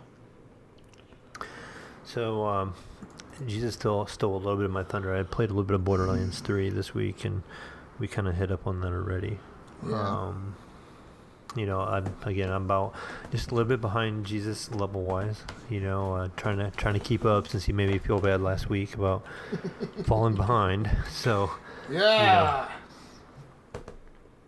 but I had a busy beginning of my week, so I only got to play on the back half of the week here. So, played a couple hours of Borderlands 3, got to level 21. I said I'm doing the mission where Jesus was talking about where you're on the swamp type area and you meet the guy with the shotguns and you're going to break the guy out of prison is pretty much where I've stopped.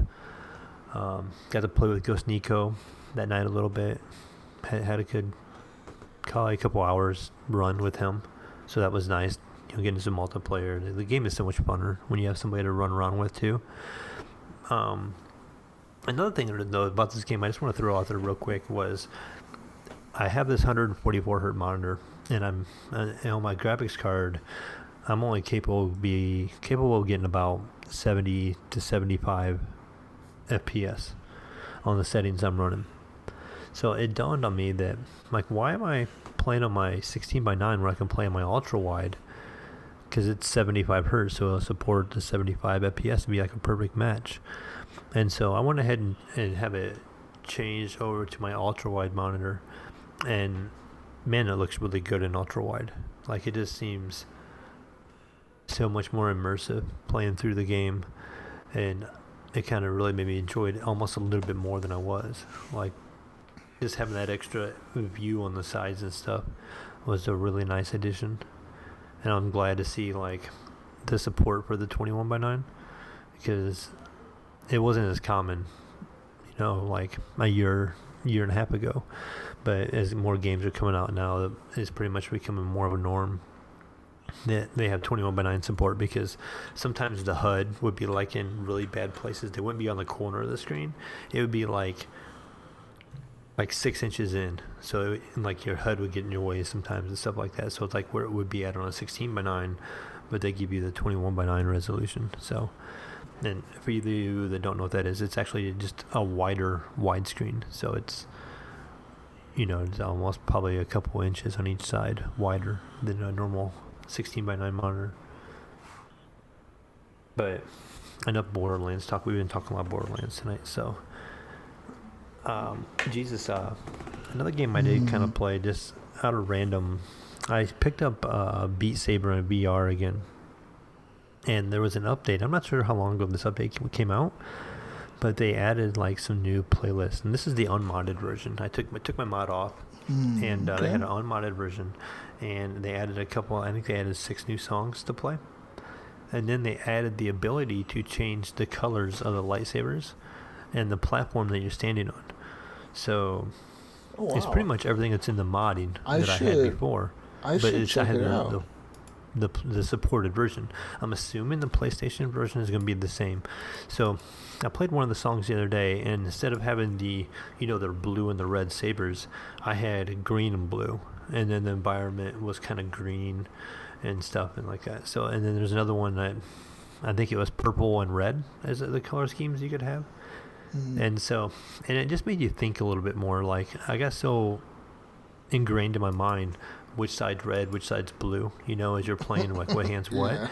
when it changes that one color, it kind of threw me off at first. Kind of like I would notice myself like having to think every once in a while on the quick response stuff. I'm like, oh crap, it's the wrong side. Or when it flips it on you, when you come right, they get right in front of you, and the two cubes flip over top of each other, and then I have to like try to respond to that real quick, and sometimes that actually throws me off. But I was enjoying it quite a bit. I probably played Beat Saber for probably like an hour and a half that day. Got all sweaty and got my exercise in, I guess you would call it. Yeah. It's hot. It gets you sweating, dude. Like, people think, oh, fucking out of shape, motherfuckers. Like, no, dude. Like, honestly, like, that shit will make you sweat. You will fucking feel like your heart rate fucking racing and sweating. You're like, holy fuck. Like, I got to work out swinging my fucking arms and shit around. And if you're not, you're playing too slow. You got you're both the doing difficulty the up a baby little fucking bit. mode. You got to get that shit. Get on expert, man. Get on my level. That shit's fucking hard as fuck. When, like, it's so ridiculous. You're probably pretty far in the campaign now, aren't you? Well, I haven't really done much more of the campaign. I've been doing a lot of solo stuff and trying to beat my own scores. Okay. I stopped at the campaign where you have to limit your arm movement. That one just kills me. Like, it's such a pain in the butt. Like, they're like, oh, you can only go this many meters, and I get like halfway through the song and I've already reached that limit, and I'm like, really? And I'm even feeling like I'm standing very still. I'm only using my wrist, minimal movements, and I'm not even close. I'm like, you know what they do? There's got to be a better way. When they do that is they tell you to use your wrist, so you get used to using your wrist.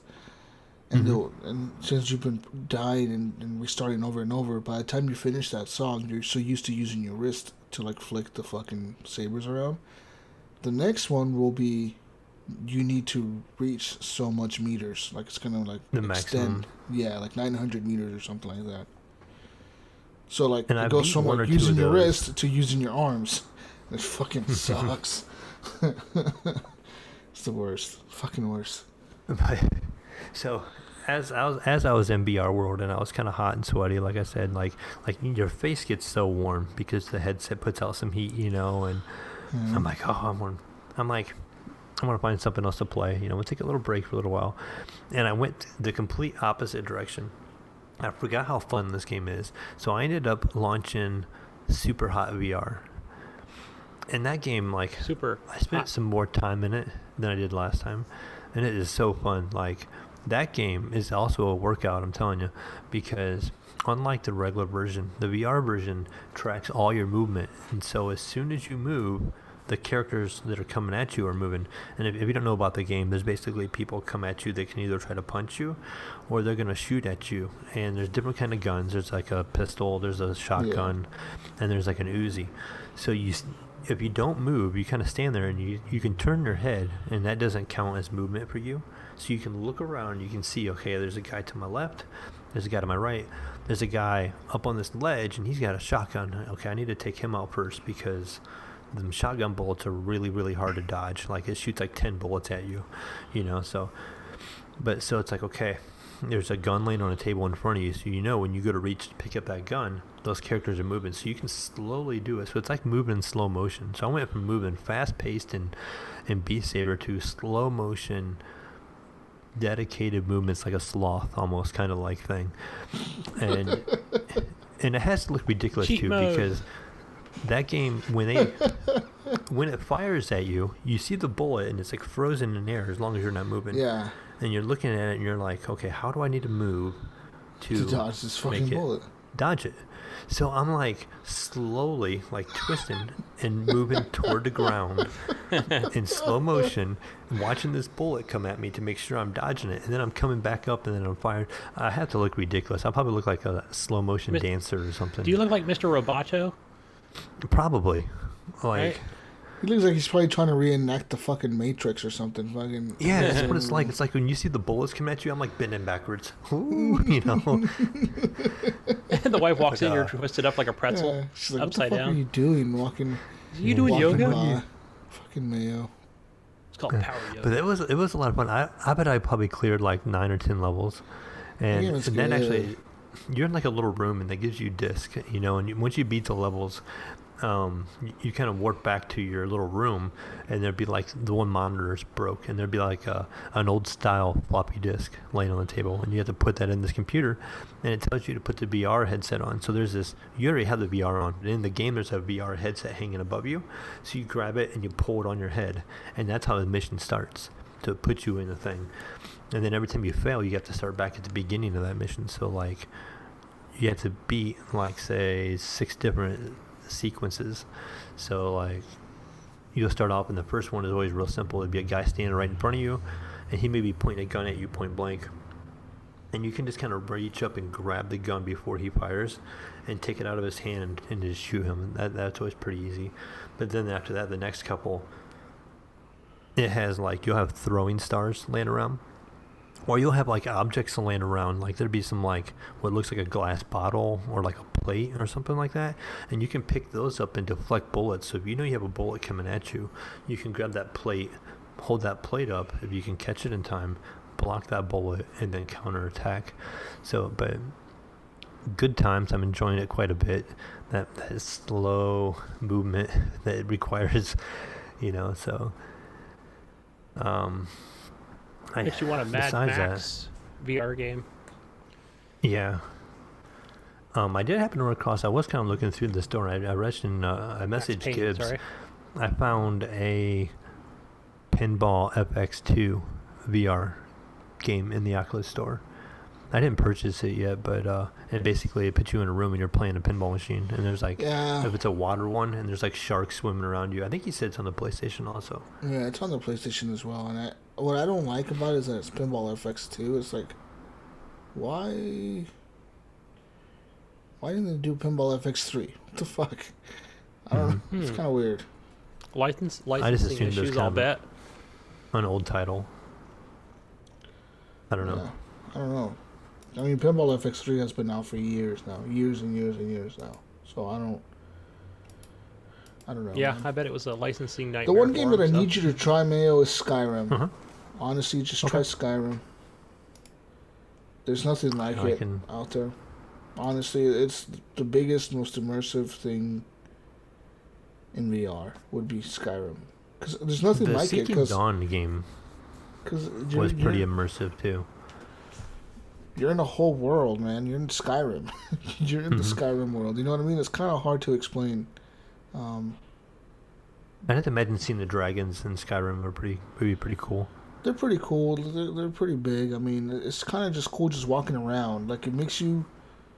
It puts you in a different perspective. Like, when you're playing Skyrim normal mode on a TV screen or like something like a monitor or whatever the fuck, on a screen, you don't give a fuck about killing chickens or punching whatever, like a horse or whatever. Like, you don't care about like certain things, you know what I mean? Like, you're just like, I'm gonna rob this fucking house.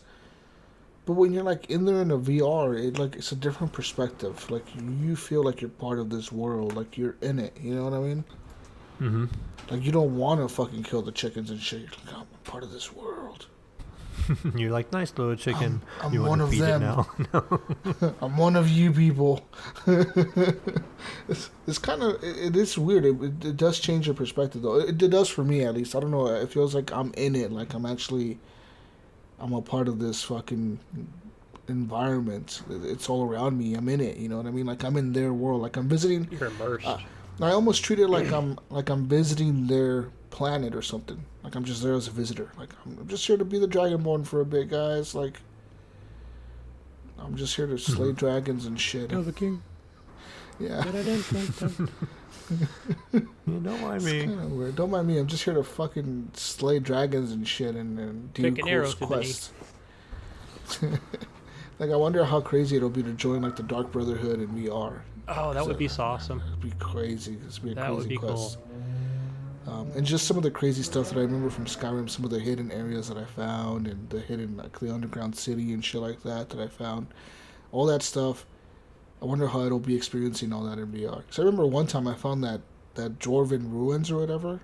That city, like the whole city that's underground. You want to carry everything out, but you can't. Yeah, because everything's made out of gold, so you want to carry everything out, but you can't. You're right. So I remember that city because 10 million pounds. I remember that specifically because I remember in the first playthrough that I played of Skyrim, I got into that city by accident. I wasn't even trying to like do that quest. I was just fucking around the mountains, and I found this door. I went to the door, and I'm in this fucking city, and I'm like, holy shit. And I remember, like, I legit spent, like, 5 hours going through that fucking place. Like, just fucking immersed. You know what I mean? Now imagine that in VR, like, going through that in VR would be like, holy shit, this is incredible. You know, I was just thinking, Yeah. Jesus, sidetrack here, guys. Because I still have my strategy guide here. Going from, is it White Guard? What's the name of that first town you go to? White Run? River Run? White Run. River Run or White Run? Something White like Run or that, River right? So Run? you go in there, and I mean, this is hours later, and I ended up buying the expansion. I was so excited, and I built the 2 houses, but the one house was not too far from there, and I think I just got tired of like trying to transfer things, so I just put like everything that I wanted to take out of there, you know, from the room that you rent, and I literally walked all the way to my house, and I had like, I don't know, some creature just attacking me the whole time. It was hilarious, right? I'm moving it like you know, just like slow motion, you know, because I weigh, Yeah. you know, 700 pounds. No, It man, was that game good is times. really immersive. And actually, I want to go back and try Borderlands 2, because I know the DLC just got added to it for free, so there's that. Cool I stuff. don't know if I have an option for Borderlands 2 VR on the PC. I've never looked. I think it's coming soon to the Oculus. I think it was exclusive to the PSVR for a year.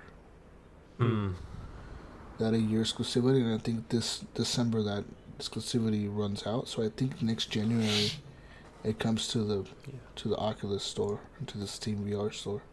Or is it going to be an Epic exclusive? Ooh, yeah. Like everything else, when in doubt. Yeah, I mean, they've already done Borderlands 3 as an exclusive, so maybe they'll lock it up. And they have locked up a VR title before in Tetris Effect. You know, you got to Yeah, have Steam that's VR, which is funny, or it gives you the option to launch it with Oculus or Steam VR, which is Yeah. kind of funny. But Yeah. yeah, I mean, that's the only VR titles that I've played. And then I played one other game just because I had like a couple minutes to kill. Not much time at all. And I'm like, just going to sit and vegetate and do nothing pretty much. And that's what this game is. This game is like doing nothing. So but it's the greatest game ever because it's called My Name is Mayo. So Wow. I've had this You game played in my your own library game? before. Yes, I played my own game. And I have no ties to this game, just for you that are wondering. So, but I just found it funny that it was years after I had my gamer tag Mayo that this game came out. My Name is Mayo, and it became like my backdrop for my Steam account and all that fun stuff. But this game is a very simple clicking game. So there's a jar of mayonnaise on the center of my screen, and you just mouse over it and you click on it, I think 50 times, and it gives you an achievement. It's like bing, achievement. And when you can pause it and you can go to your achievement, and it'll say, you know, the next achievement's click on it 100 times. So I'm like, all right, whatever. So click, you know. So I get to 100, and another achievement pops. So this achievement is like a story achievement. So if you click on that achievement and then you go back to the game and start clicking, it'll actually branch off and give you a different story and give you a new set of achievements. So basically, like the first one is like, talks about this mayo jar being in a bikini. So when you activate this achievement, the mayo jar has a bikini on it. It's like a red polka dot bikini, and you click on it like 50 times again, and then sometimes it'd be like, sometimes I'm feeling feisty, and I get my leopard Mayo? bikini out, and then the Mayo? game has a leopard print bikini. Yes. I'm picturing you in a red bikini right now, polka dot. Well, that's because I'm wearing one right now. Okay, keep going. Yeah. This gets more But yeah, bizarre. So you change out your red bikini for a leopard print bikini, right? And so I keep clicking, and then it's like the next achievement pops up, and it's like, sometimes I'm feeling really frisky, and it just shows like pictures of Cool Whip with a cherry on it. I'm like, all right, so I'm gonna leave this one go and come back to it later. So I'm just gonna keep playing around, you know. So I picked a different one. So I went back to one of my other achievements I unlocked, and it tells you a story about this mayo jar when it was a kid. And it starts, you click on it, next thing you know, it's like, when I was just a regular jar of mayo, I wasn't anything fancy. And it changed the label on the jar of mayonnaise. It said like regular mayo, not fancy mayo. And as it kept going, it was like I had dreams of becoming a guitar player, and then it had a guitar in its hand. And later on, it was like in my teenage years, something, and have a guitar with like longer hair and stuff. And it was just kind of funny. So like as you would get more achievements, you could click and it would take you on a different story or continue on one that you was on, and that's all you do is click. So I got to like 1,500 clicks because it keeps track of your total clicks for your career. And then I stopped. I thought you were going to be "All right, like I'm done." this. Now you're wearing leather and it's got chains and whips, but Oh, it might get that far. Like I said, you have to play it on my account and let me know, Gunny. yeah, it sounds super fun. Going from regular Mayo to awesome Mayo, Fancy Mayo yeah. or Game of the Year. or bikini wearing Mayo. I mean, that's where the yeah. screenshot right there. I mean, That's explicit. but yeah. But I did check it out. I did give it a little bit of time. Before I just picked it up because I had to buy it. I think it was $1 on Steam, so it wasn't a big hit financially. I must play and review the Mayo game. Yes, you should play it and give us a review next week. I expect at least 50,000 clicks out of you, Gunny. I'll whip something up. Yeah, But Mayo talk. Love it. yeah, but that is it for me. That's pretty much all I've been playing this week. All right. Wow. That sounds good. Nothing else, fellas? Nothing else? Anything you guys played? Nah, not right. Not at this moment.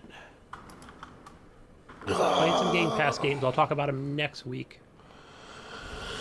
Well, yeah. I think the Mayo's going to have to take off here because he needs to go He's do got to stuff. whip some Mayo up.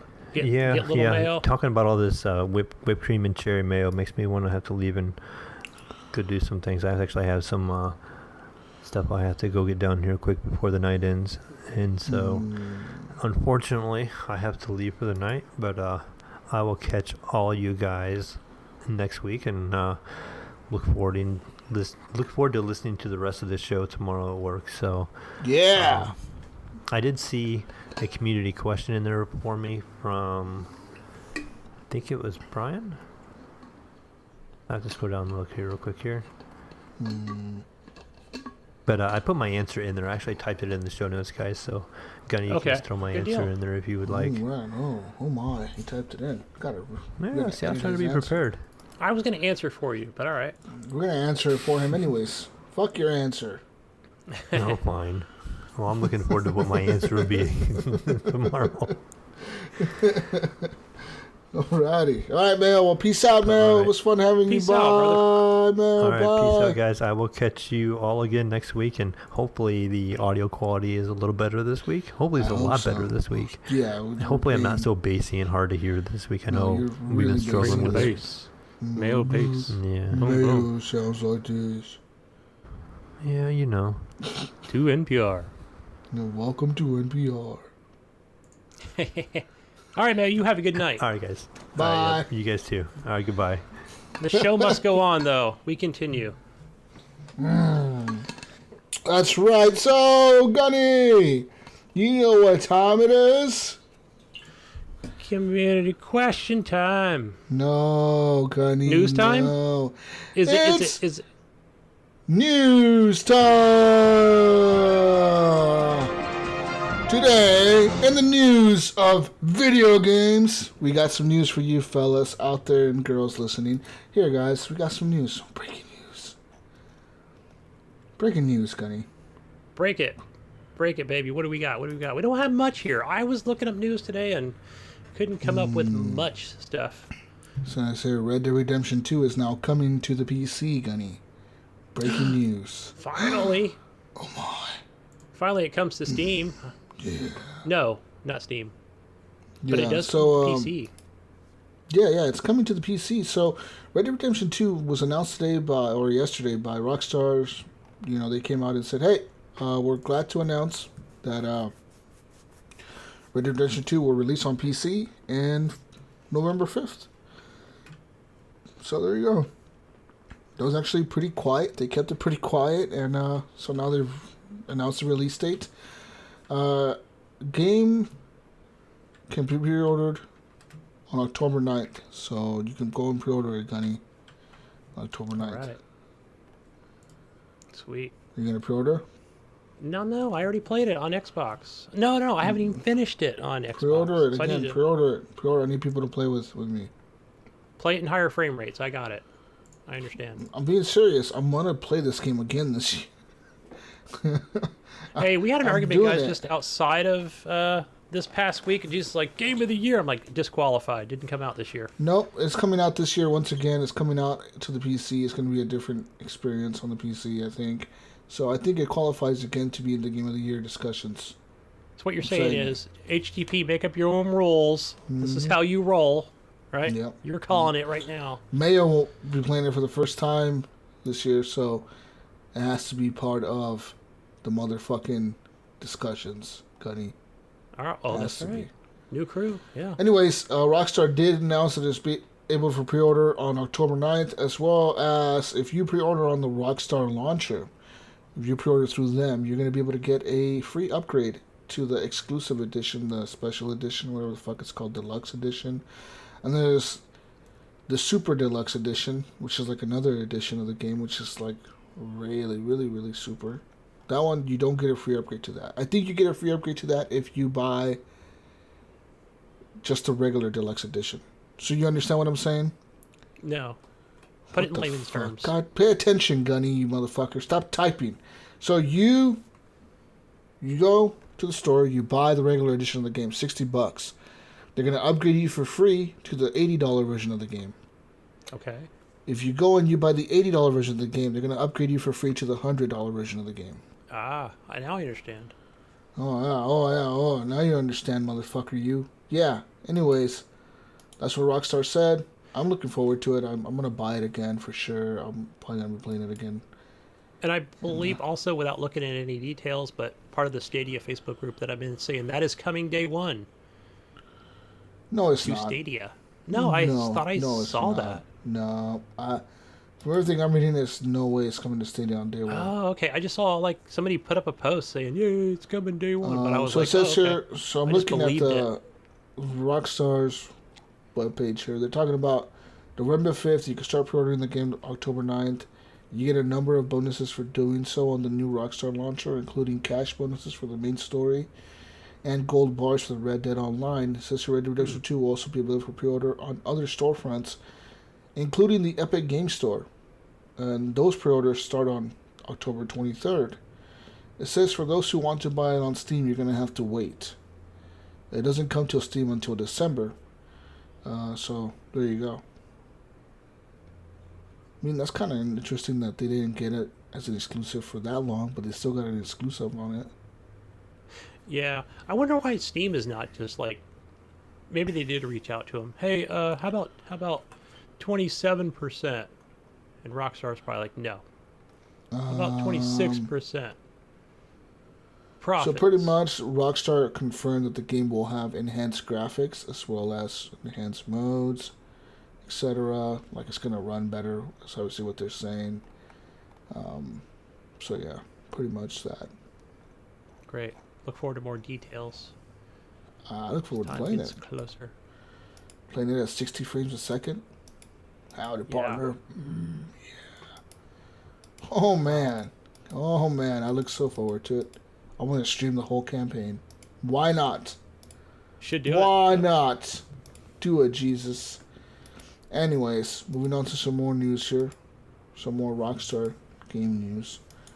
It says here that Bully 2 was actually in development for 18 months. And recently the game just kind of stopped being developed. Hmm. Yeah. They said the game was even playable. You could even play it. Bully 2, you could play it. But, yeah, it's not coming. It's done. They didn't want to make it. Why do you think that is? It doesn't really say much. No, doesn't say much. Doesn't say why they wanted. They stopped it. It just kind of. They said it kind of just died off. Like. Yeah. I don't know. I think there's an audience for this game. I see, people talk about it every so often. It was a fun game. It was a fun little type of fucking forget the title. Little kid game, kind of. Yeah. Yeah, it was alright. I mean, it wasn't a little. I don't know if it was a little kid game, but it was definitely like a rated T for teen. But anyways, that's enough Bully 2 talk. Anyways, move on to some more news. Gunny, you can now get a free PlayStation 4 bundle or PlayStation VR with this deal, Gunny. That's right. I want free PSVR. You get a free PS4 console, right? So if you're look out for an upgrade on your mobile phone and are interested in getting a big bang for your buck, Gunny, then this is the deal from EE. Right now, the mobile behemoth is offering a Sony Xperia 10 phone and a 10 gigabyte data plan, and they are throwing in a free PlayStation 4 bundle or PSVR. So you choose. Oh, I actually need a new phone. I'm actually going to go tomorrow, upgrade my phone. I'm pretty sure this is in Europe, Gunny. Yeah, I'm looking at the... I see euros and not dollar signs, damn it. Yeah, this is EE. So I don't know. It must be like some kind of mobile company in Europe somewhere. Yeah, because this is in euros. It says for 34 euros a month, and you don't have to pay for nothing for the console. So the console is free, and so is the PSVR. So you can choose. You can either get a free PlayStation 4 or a free PSVR. But you have to buy the Sony Xperia 10 phone, and you have to get the 10 gigabyte data plan on it monthly. That's 34 euros a month. So you have to sign up for a year, I would think, to get that. Or probably 2 years or whatever. It says here that the free PS4 bundle is a 500 gig console. It comes with an extra DualShock 4, 12 months of PlayStation Plus. So, that's not bad. I mean, it comes with an extra controller and 12 months of PS Plus. Yeah. It says here the PSVR pack. So, it's pretty much a PSVR starter bundle. So, you get a camera, a download code for PSVR Worlds, and that's it.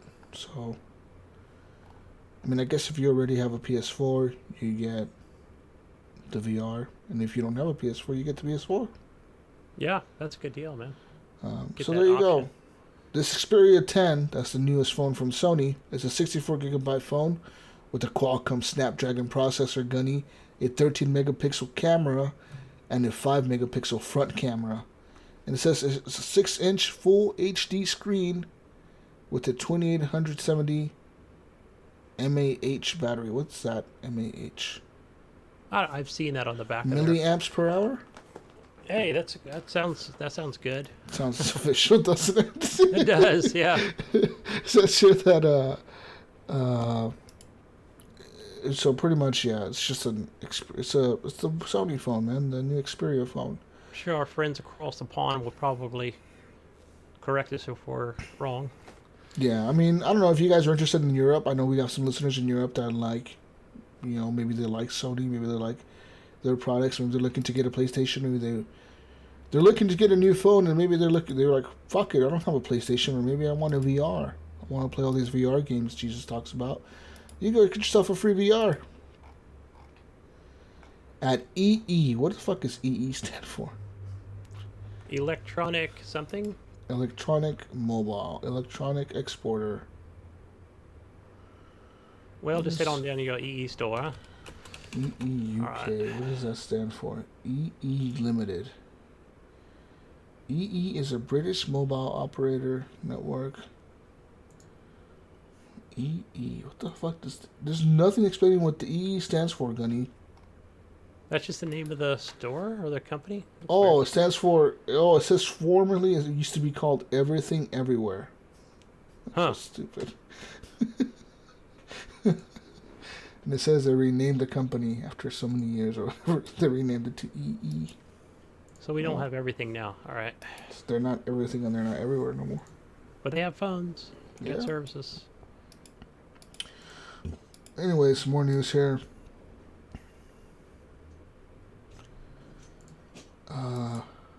What is this, Gunny? I don't know. I just threw it up there. This is called Crapshoot. The New Testament. It's a Bible-themed game with a gory setting. I don't know. It says, read this. I don't know. It just talks about just gory settings in games that are so it says terrible. that okay, so The New Testament isn't a comedy. This is a genuine, serious Bible-themed game with a gore setting in the options menu. And that gore setting is set to default extreme. It says here it's a game whose characters, including your own, are randomly generated and can be up to 11 feet tall with quiffs.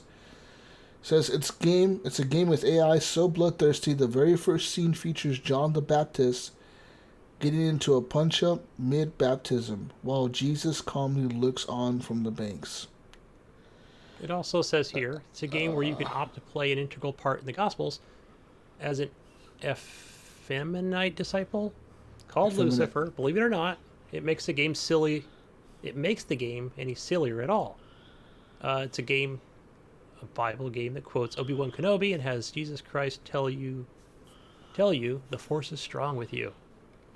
Just a silly game on Steam. I don't get this game. I mean, so they made a Bible-themed game with legit Bible themes, but they made it like really gory and they have stupid things going on in it. Is that what it is? No, I think it just has like some gory things, and I mean, that's just from the article I'm reading. Well, I'm looking at this thing here, and this dude got his legs chopped off and he's crawling around. The graphics are really crude. They're not high-end graphics at all. It seems like a game made by like 10-year-olds. I'm not even kidding. That's what it seems like to me. I don't even know why we're talking about this. Why are we talking about this, Gunny? I don't know. I just thought it was like something that was just in the news. It was offensive and... No, fuck that. We're not talking about that. We don't care about that stupid-ass game, Gunny. Fuck that game. Rick Fox, Gunny, is now suing the Echo Fox partners over multiple allegations of fraud. The lawsuit says Fox and his fellow defendants suffered at least $10 million in damages. Echo Fox, the co-founder, Rick Fox, has filed a lawsuit against his business partners in the organization, alleging the defendants, including Amit Raizada, the investor, whose use of a racial slur sparked the dispute, and Fox's Vision Ventures partner, Stratton Sklavos, engaged repeatedly in fraudulent behavior aimed at enriching themselves to the detriment of the company. It says here, Raizada and Sklavos strongly deny the allegations, saying that the filing is an attempt to deflect blame for Echo Fox's failures ahead of the efforts to remove him. The suit claims that the defendants duped Fox into a purported friendship which eventually led them to go into business together, that resulted in the creation of private equity firm Vision Venture Partners and the esports organization Echo Fox. It took time to peel away the layers of lies and deception, but Fox eventually realized that he had gotten into business with two very bad guys, Raizada and Sklavos, the lawsuit says. As it is now evident, Raizada began manipulating numbers behind the scenes to his benefit, while Fox engaged publicly as the face of esports, spreading the gospel of esports on panels, while Sklavos and Raizada were running the business.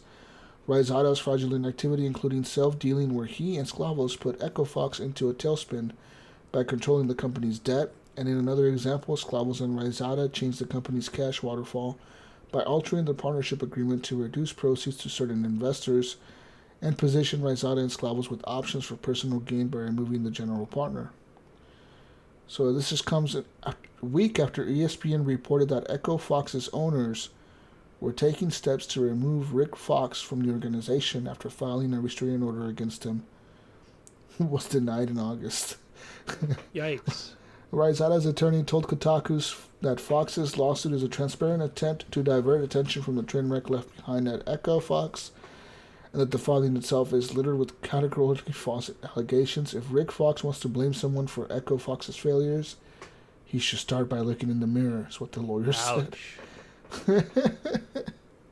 Wow. Oh, wow. So this is pretty much a allegation. So this is a lawsuit by Rick Fox, who used to be the founder, I guess a partner in the firm that founded Echo Fox's, which is an esports team. And apparently they're going into debt, or, they're tail spinning or whatever. But now the other two people are pushing Rick Fox out of the partnership. And Rick Fox is like, fuck you guys, I'm suing you. That's pretty much the big deal there. That's some hefty allegations. Yeah. Says here the lengthy filing elaborates on Fox's accusation of threats and the use of racial slurs by co-owner Amit Raizada, which sparked a dispute earlier this year. The dispute ultimately led to an investigation by Riot Games, and after it was concluded, a demand that Echo Fox part ways with Raizada.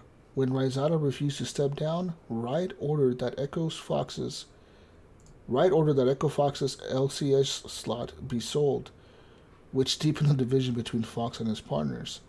Despite the advice of investment bankers and shareholders, Fox rejected an offer of $30.5 million for the slot from Evil Geniuses.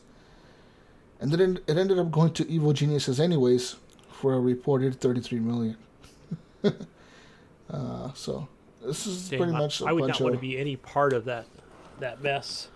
So it sounds like a big mess over there with those people who are just suing each other and fucking each other over. It sounds like a bunch of people that were in on it together that were all making money, and then Yeah. one of them started screwing the other one over because they wanted more money, and everyone's fucking pissed off and suing each other now. It's ugly money right there, man. Yeah. Esports, dirty blood money. Speaking of blood money, you can spend your money here, Gunny. Xbox Game Pass Ultimate will now come with 6 months of Spotify Premium. That's right. Oh, yeah. Says here, Microsoft has now started a special promotion for new subscribers to Xbox Game Pass Ultimate. So, if you don't know what Xbox Game Pass Ultimate is, this is an all-in-one service that combines both the Xbox Live Gold and Game Pass for both the console and the PC, all into one simple fee, $15 a month. Says here, right now, if you sign up, you will get 6 months of Spotify Premium, ad-free music streaming as a complimentary bonus along with the subscription. So, that's actually pretty fucking cool. If you haven't signed up for this, people, which I'm assuming a lot of you already have, but if you're still holding out and you're looking for a good deal, this might be it. You might want this. Yeah, matter of fact, it's saying here, especially for those that already have a year or two into it, where it says it normally costs that $14.99. Hey, but if you can get a code or something from CD Keys or wherever, where you just pay $1 or the $2 for 2 months, just to kind of add to it, then you'll get that 6 months of free Spotify, right?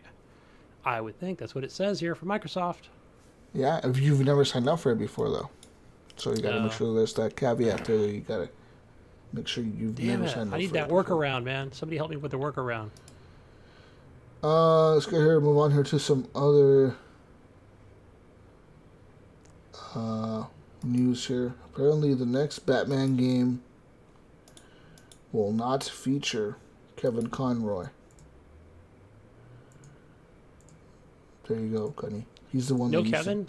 He's the one that did all the Batmans for the previous games. He will not be doing the voice for the next Batman game. That sucks. Also, more news. If you were wondering, Gunny, about Death Stranding, and if I had any news for you, well, guess what? I need some news. I was looking for some Death Stranding news. I got some Death Stranding news for you, Gunny. Hideo Kojima has now confirmed that some of the Death Stranding NPCs will play a role in characters' deaths. That's right. That's right. Says here, during the stream, Kojima mentioned a character who he described to be an old man living deep underground. One of the missions tied to this character is to deliver him medicine. This is a mission that can be repeatedly done since the character is in constant need of medicine and other items. And in exchange for these goods, Gunny, the character will discuss stories from the past. As the main campaign progresses and the world of Death Stranding expands, players will continue to move further and further away from the old man. They may remember him and go back, thus improving the connection between the player and him. And other players may forget to bring him medicine, which, Gunny, will eventually result in the old man's death. Kojima closes this segment, hoping that the significance of the connections of people in the game is revealed through that detail. What do you think about this, Gunny? So you think like you're gonna meet this old man? He's gonna give you a story. He's gonna be like the first mission you do in the game, and then, you know, they may tell you like, hey, you need to bring this guy medicine every week because he's sick and he needs the medicine, Gunny. But what if like one of the missions 10, 20, 40, 30, 50, 60 hours later into the game, you're across the country and you've been walking for lots of days and you forget to bring him the medicine, Gunny. Yeah. I wonder, He's like, gonna are we going to die. have different stories about that guy? He's I gonna would die, think we Gunny. would. He's gonna die for you. Yeah. Because if you stay closer, then you're going to have a lot more story and dialogue. Yeah, with because he's that going guy, to tell where you the wouldn't. history of the world. He's going to tell you the history because he's old. He's been through it all. He knows what happened. He knows what's the past of Death Stranding. He's going to tell you why things are this way and how it used to be back in his day. See, you'll have to keep fast traveling back there to Well, there is no fast travel in keep Death that Stranding. story alive. No fast travel in Death Stranding, Gunny. What? There isn't? Mm-mm. What? I can't go from like base to base? No. That's... Damn. That's the point of the game. You're the guy that walks everywhere to take things to people. This is going to be, like I said, this is going to be that game that's not going to make sense to you at first.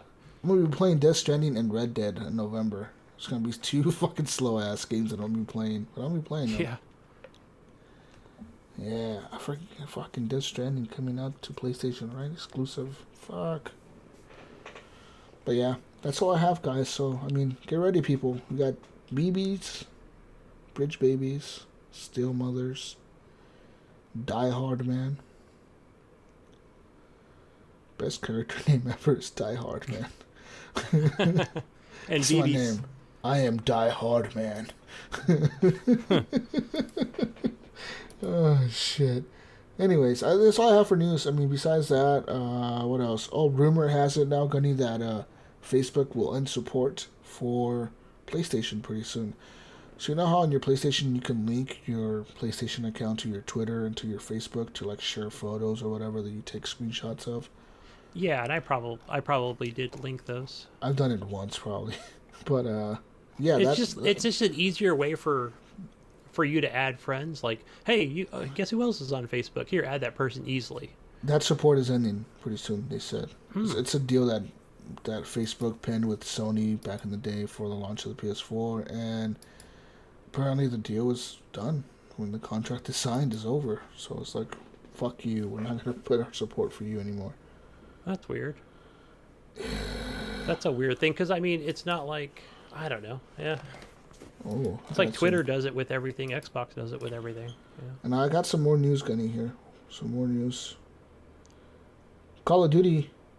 So here's some updates for you, Gunny. It says here that, so the normal maps are going to be as follows. What is going to be called Naya Palace.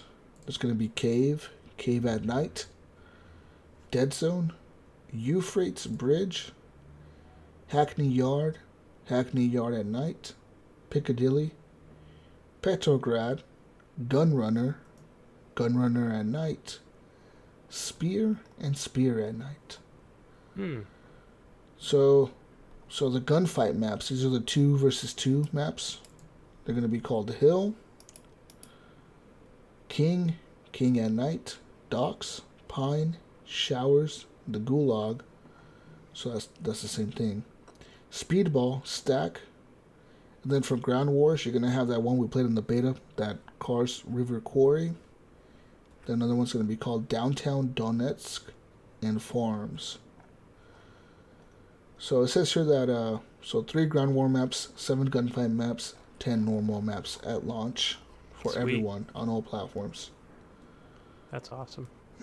Yeah. Good maps, man. You excited? I'm excited for Call of Duty.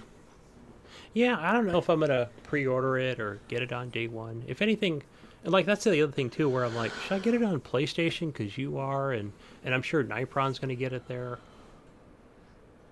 No, I'm getting it on PC actually, Gunny. Oh, are you? Okay. Because the exclusivity we were talking about a few weeks ago, it's not exclusive. Like Spec Ops isn't exclusive to PS4. It's Spec Ops Survival is exclusive to the PS4. And survival, Yes. from what I've seen, is only like a horde mode, like a wave-based, like survive. So that's why it's called survival. That's all it is. Yeah. Personally, It's not something that everybody has to have. It's not team deathmatch or anything like that. Yeah, it's not like an important mode like that, or even it's not even like it's. If it would have been the Spec Ops missions, I maybe would have got it on PS4. But since I can still play the Spec Ops missions with you, Brink, and whoever the fuck wants to play with me, we can still play them together. That's fine. I'm okay with that. I mean, a survival mode doesn't really appeal to me. I'm not a big fan of like horde modes and stuff like that. They're fun for like an hour, and then I get bored. You know what I mean? All right, so like, everybody's different. So have you talked to your brother about that? Like, did he have any weigh in on this? Does he know about it? I don't know if he knows about it. He's probably gonna. You know what I'm saying? Because he might game. be like, "Wait, I can't play this on Xbox. This is kind of my jam." You know, when I'm playing. Well, it is kind of his jam because he plays zombies. But I mean, I don't know if he's. I don't know. He plays zombies in Infinite Warfare, dude. That's like a game that came out 3 years ago or something like that. At this point, you know what I mean? Yeah.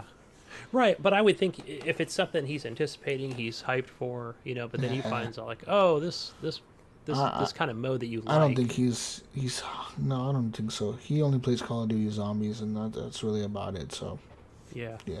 literally that's like all he plays.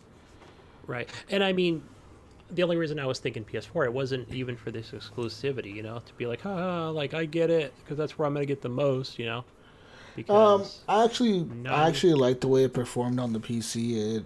Being able to play at a higher frame rate, it's pretty cool, and it looks good on the PC, man. I mean, yeah, it looks nice on my OLED, but if I really want to play it on my TV, I can just hook up my HDMI cable to my PC and turn on the TV.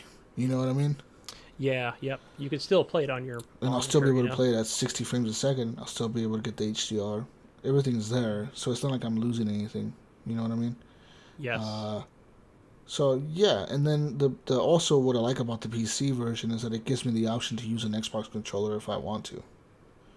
True. Which is what I did in the beta. I used the controller the whole time. I played with my Elite controller. So that's actually what I plan to use to play it. So I'm gonna be playing with that. Yeah, good deal. It's an amazing game. It feels really good, and I bet the campaign is gonna be a fucking blast. You seen that new the campaign trailer they released? I haven't seen the latest one. It looks really fucking good. It looks fucking awesome. It pretty much is like, oh, there's some terrorists or whatever. We're gonna make a deal with the terrorists, and then something happens, and fucking everything goes to shit, and you're shooting shit out of people, and it looks fucking cool. Yeah, I'll check that out tomorrow. I watch a lot more trailers on the weekends. Hey, did we talk about Sony's cutting PlayStation now to $9.99? They're cutting that right in half. Oh, that's actually a pretty good article you brought up. Yeah, I noticed that came out this week. It was big news, man. Big news that Sony was dropping the price of that. I mean, put that. And not just that, Gunny. Not just that. They're dropping the price of it, and they're also adding the option to download games on the PS4. So you can download the games on the PS4. So they're also adding GTA 5 and God of War. Yeah, not just that, but they're adding a lot of more recent titles as well, and they're giving you the option to download them, so you don't have to stream God of War to your PS4. That's cool. You download God of War to your PS4. So this is essentially Game Pass for and you can play this on your PC as well, Gunny. So I could like go and like sign up for this, and then on your browser you can sign up. You log into PS Now, and like for example, the Mayo can play God of War. You know what I mean? I don't know if he would be interested in it, but he could be able to play it. Like he can stream it to his browser and play God of War, a Sony exclusive, on his stuff. Yeah, so I mean there are more ways. What did he play? He played because it was on the Epic Store, the Detroit Become Human. Yeah, but those came to Steam. He played the older game there. Those came to Steam and stuff, so those are not exclusive to PS4 anymore. What I'm saying is, like, the Mayo can play God of War, he can play Infamous Second Son, he can play Uncharted 4. These are games that you cannot play anywhere else but a PlayStation. So he doesn't have one, and he can do that for $10 a month now. Well, that's what I'm saying, because they did come exclusively to the Epic Store. Those PlayStation, 3 and 4 games. So it's like, wow, he doesn't even own a PlayStation. He's already, he's able to access these, or anybody with a PC. So that's cool. Through the PS Now, not through the Epic Store. Well, that's what I'm saying. It's kind of a mixture of both for Mayo specifically, is what I'm pointing out. Because he did play Detroit Become Human, didn't he? Or he was going to buy it on the Epic Store. I can't remember. But anyway. like I'm saying, those games like Detroit, Heavy Rain, and Beyond Two Souls, those are not PS4 exclusives anymore. Right. Now they're Epic exclusives for a short amount of time. Yeah. Maybe they're on Steam now. But what I'm saying is, with this $10 a month, he can stream God of War to his PC. Yeah. So that's cool, man, that, actually do that. Yeah. Infamous Second Son, I want to play that game. It's alright. I played it like 4 times now. I hear it's really short, cool. but it's really good. It's kind of short. Yeah, it's actually really short. It's really repetitive too, but it's kind of cool having powers and shit. Yeah. You can be good or evil in that game. I went evil, then I went good, then I went evil, then I went good. I played it a bunch of times. It's actually pretty fun. Yeah, and I think that's huge. Like, I've been saying that, like, man, they need to be able to add that download, because some people want to be able to, they don't have the best of internet, so it probably turned a lot of people off. So. Yeah. Anyways, besides that, $60 a year for that PS Now. Yeah, good deal. It's the price of a game. Why not do it?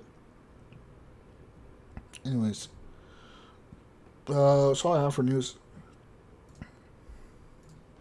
All right, I think it's on to the console corner. What the fuck is this crap? Inspired by Evan Tanaka. Oh my god. So it's been kind of cool, like, putting this together. So for the month of October, I'm just reading off for the first couple weeks.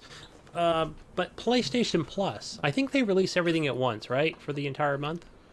Yeah. If I'm not mistaken. And those are The Last of Us Remastered. Ooh, great game. Play that. Get it, Gunny. And, yeah, I watched, I think it was Vengeful Jedi. I watched him stream that game.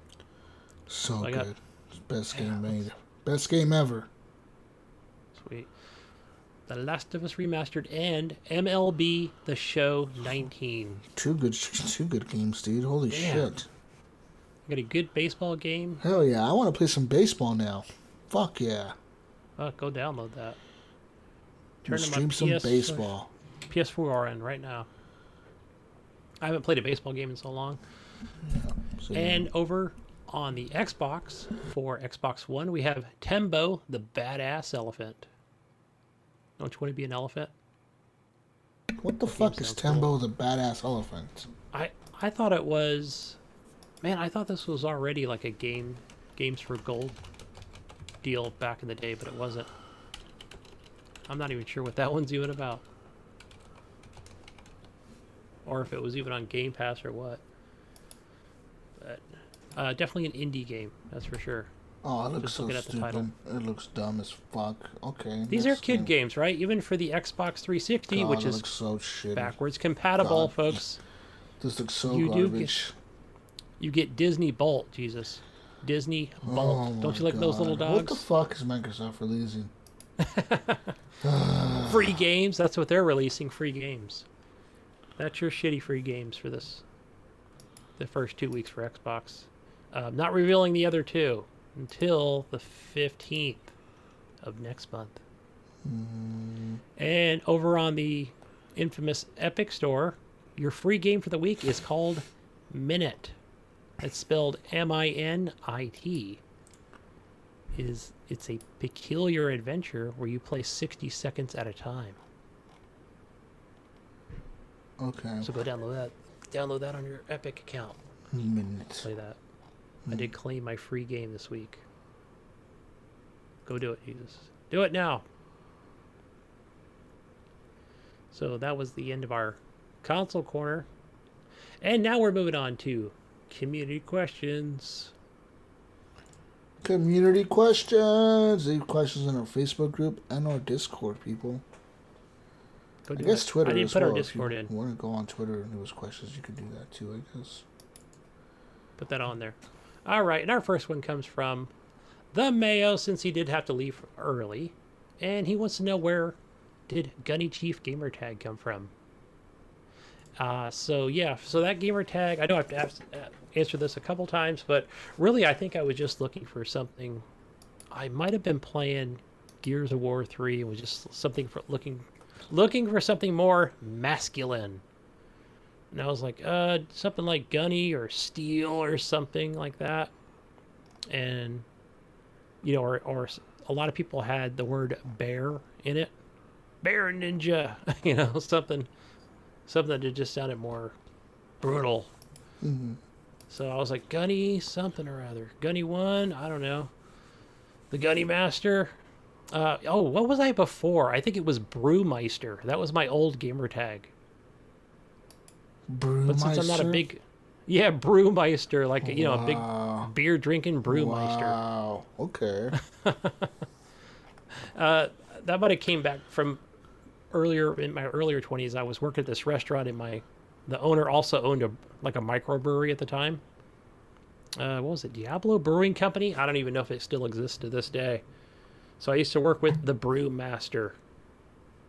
Or the Brewmeister, whatever they called him. That was my gamer tag for the longest time on Xbox. So, yep, that's where Gunny Chief came in. Just kind of joined the two together. And everybody asked, "Were you in the military?" I'm like, "No, sir. Just a gamer tag." All right, next one from Mayo. He says, here in Ohio, where they have the best zoo, or the best theme park, when the weather gets really cold during the winter, I tend to play more games at this time of the year. He wants to know from us, Jesus, do we have a time of the year that we play more often, and why? Is it summer, winter, spring? Usually winter and fall for me. It's like fall and winter picks up a lot. Like I don't want to play games. Usually because of fucking... that's when the games come out. What the fuck you mean? Yeah, I think that, and also work is kind of... It's busy for me, but at the same time, we do get, I think, more days off, like in succession. For example, we get the 4 or 5 days off for... It is Thanksgiving, and I think 3 or 4 for Christmas, and then then you've got New Year's. So I do get more time off and more time to play. So I get a lot more hours in that November, December, and also in the fall, starting in January, people are obviously drinking less. Maybe it might be, they're drinking more wine, but they're not drinking as much alcohol. So I'm not as delivering as much. So I'm getting off earlier to play more games. Yeah. So I always look forward to those months, Mm. And just enjoy the cooler weather. I could actually sit here and not bake in the hot sun, That's always nice. So yeah, more games in the spring, or in the regular season. All right, next one comes from John Jerome. He wants to know if we have a favorite actor or actress that we watch every movie they're in, like Stallone, Willis, Statham. Do we have anything like that? Any favorite movies? Actors? Not really, no. No, not really. No, honestly, no. I don't have any, favorite actors. I think Jason Statham, right? I used to watch all his movies, whatever that one came out, we had to go. The Transporter or whatever? Yeah, ever since The Transporter came out. The Transporter. And I think, didn't they even make a TV show? Yeah, they made a TV show of it. Yeah. Yeah, I think it might have been British, right? But yeah, the Transporter. But yeah, I had to watch all the movies that he was in. He was a good action movie, just bullshit action movie guy. He's the current. He's what's that fucker with the ponytail? The fuck, you know what I'm talking about? The cop guy. Steven Seagal? He's the Steven Seagal of the 2000s. Yes, he would be. Yep. That's what he's Steven like. Seagal. What was it? Above the Law? I think that was the name of the movie. You're not above. He would come in like he just. I love how he talks. Right? You're not above the law. It was like this You're not above the masculine law. voice. Yeah, right? it's like tiny fucking voice he has. Tiny voice, big dude, right? 7 foot tall. Yeah, like big ass motherfucker. You're not above the law, Gunny. You're going out the fucking 4th-story window, falling to your death. How about that? So scary, Steven Seagal. You're so fucking scary. He is with those eyes, right? My fucking one of my aunts, she was in love with that dude. She like would watch all his movies. She didn't even speak English, and she would watch his movies. I'm like, Dia, how do you understand what he said? I don't care. I like Steven. I'm like, okay. You do you know, like you watch your movies. Cool. Yeah, I remember even watching him. It was like, remember that TV show Cops? It's probably still on. Yeah, and yeah. it was a big thing to watch on Saturday night. And I remember. I think he's a cop like somewhere down south. He was a cop in Louisiana, wasn't he? Like Louisiana, in some kind of, yeah. in a parish That in Louisiana. the Mardi or Gras something? and stuff. Yeah, I remember that. Yeah. But you know that's fake? He wasn't really a cop. He wasn't? Like he was a cop, but it was like an honorary title. You know how like some like actors get like honorary degrees from like a fucking college or something. You know what I mean? Yeah, but I thought he was. Like, well, I know he was reserve cop, right? So then, Yeah, that's exactly what obviously- he was. That's what he was, like Yeah. a reserve, like a fake. Like he wasn't really like ever like a cop. Like it was all bullshit. It was for the show. Yeah. They made him a reserve cop for the show. It wasn't like he was always a reserve cop out there fighting crime and shit. That was all fucking bullshit. Oh right. He's also a piece of shit. He's also like a real piece of shit in real life. Like if you look back at like his past, like how he treated his ex-wife and shit, and it was really bad. Like he was a real bad person. Oh, what was his? One of his ex-wives, who was like really, really beautiful. I forgot her name. Weird Science. She was in. Mm-hmm. If you remember that movie. Oh, we're going back in the day now. Yeah, her name will come to me in a minute. And then who was the other guy? I used to really like his karate movies. The other guy from Louisiana. No, he wasn't from Louisiana. He had a foreign accent.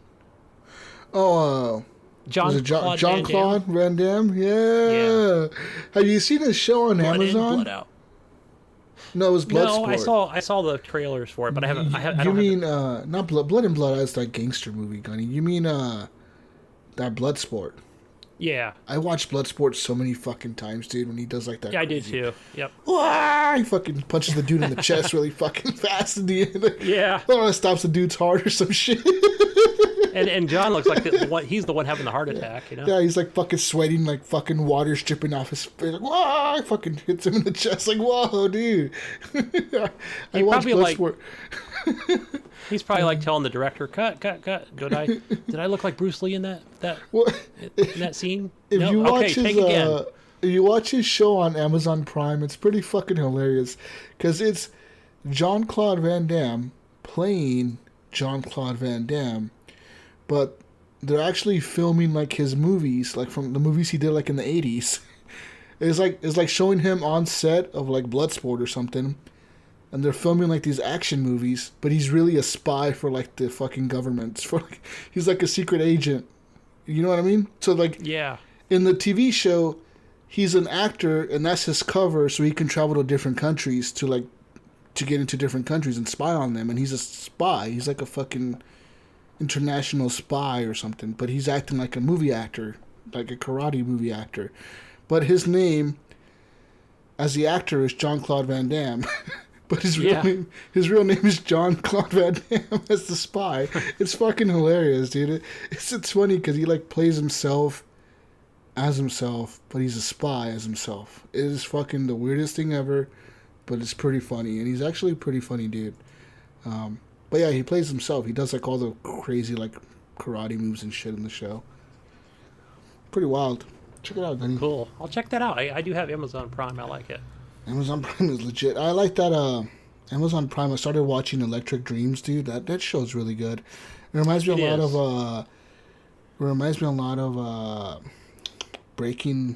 Black Mirror on Netflix, but not also not Enable so your dark. HDR, Jesus. Enable your HDR. Yes. Oh yes, I have it enabled. And I was watching the other day. I was watching the episode where I forget I know this dude's a famous actor. I've seen him in movies. I want to say it's like Matt Damon or something like that. But is the episode where him and the dude are like, they do like space tours. Like they do like, oh, we do like the space tours because it's like it's the future or whatever. They live in space, but they do these tours. And this lady, and then like this lady on like her seat, like she has like a robot that looks like C-3PO or something like that. Like it's like her assistant robot, and like a really old lady. They're about to close down the tour, you know, like for the day. They're about to close down the shop, and she comes in. Her robot comes knocking, and he's like, "Hey, like my client or Mrs. whatever the fuck her name is, she wants to go on a tour." And they're like, "No, sorry, we're closed." And then he's like, "Well, she can pay you like $500 million right now." You know what I mean? And the dude's like, "Whoa, yeah. Hey, let's talk." You know, and then like the thing is, she wants to go to Earth. The problem is that the Milky Way galaxy blew up because the star blew up or the sun blew up or whatever. So like Earth doesn't exist really. Like it's a toxic planet. It doesn't. No one goes there. You know what I mean? So they're like, "No, we can't go there. No one has been there in like fucking hundreds of thousands of years or whatever the fuck, or hundreds of years or so many decades or whatever the fuck." And then she's like, and they're like, "Well, she's willing to pay you guys like so much money to take her there." And then they end up taking her. Like, it's a really fucked up ending, but it was really like crazy ending. And I thought the whole episode was kind of wild, and it really makes you think. There's another episode about this dude. It's actually the dude who does Breaking Bad. His name is Bryan Cranston, I think. Yeah. Yep. The dude who does Breaking Bad. So it's him, and he's like a general in like the space army or whatever. And they're like, in the beginning of the episode, he's like receiving congratulations for like fighting this great battle or whatever, like being the last man standing, or like, "You survived this great heroic battle. You are a hero because you were the last one that made it out of there alive," or whatever. And they give him like a bunch of medals and shit. And then he goes to fight another battle, but he comes back all fucked up. Like he's like an alien, like the aliens that they're fighting against, because they're humans fighting against these aliens. It kind of like took over his body, and the way the episode plays out is fucking nuts. But like no one knows that he's like not him. Like he looks like him, but the humans think he's still a human, but he's not a human. You know what I mean?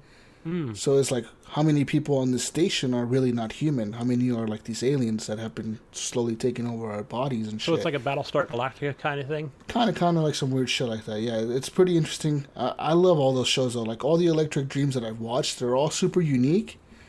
And they're all really well done. Like even the first episode with the dude who does like the memory thing, where like you go into like your dream and that was so you cool. live a second life. You in your turned dream me or on to whatever. that show. Yeah. That was a trip. Check out Electric Dreams, people, if you have Amazon Prime. If I would even suggest like getting a trial to watch that show. It's so good. Like I said, if you like Black Mirror, you'll like it. It's kind of like it, but it's not so based on reality. It's kind of like fantasy, like, oh, like this is some future world where like people live in space. And like Black Mirror is more like, one day robots are going to kill us because we made robots. You know what I mean? Yeah, that was another good one. Yeah, Black Mirror is very dark. It's very like it's futuristic, but you can see it happening at somehow you can see it really happening that way. You know what I mean? Yeah. That's the scary part about Black and some Mirror. of them they're just I don't want to say they're depressing, but it's more of a They're all dark. They all end dark. yeah. That's it. That's what they are. I think there's only you just don't see a happy ending in like a lot of those, and yeah. Even like the ones that have a quote unquote like good ending to them, it's still a dark ending. Somebody gets fucked over in the end. You know what I mean? It's never like everyone wins, everything is awesome. Like nothing. Like no. Like right, somebody there's none got of that. fucked over in this ending. Like yeah, I don't think there's one episode of Black Mirror that I've watched that has a happy ending. It's all fucked up where and everybody dark. wins. You know. Yeah, it's all dark. It's fucking horrible. It's kind of like real life. Yeah, pretty much. Oh, shit. Anyways. Next question. Oh man, such a good show. Yeah. I know I want to go watch more episodes of that now. But Definitely. moving on, Brian Tulp, he asked a question. How old was your child when you learned? How old was your child when you learned they passed you as a better gamer? Jeez. I'm trying to think back. I know. Let's see. My kid's 13 now, and going back to Xbox 360 when that game Catherine came out.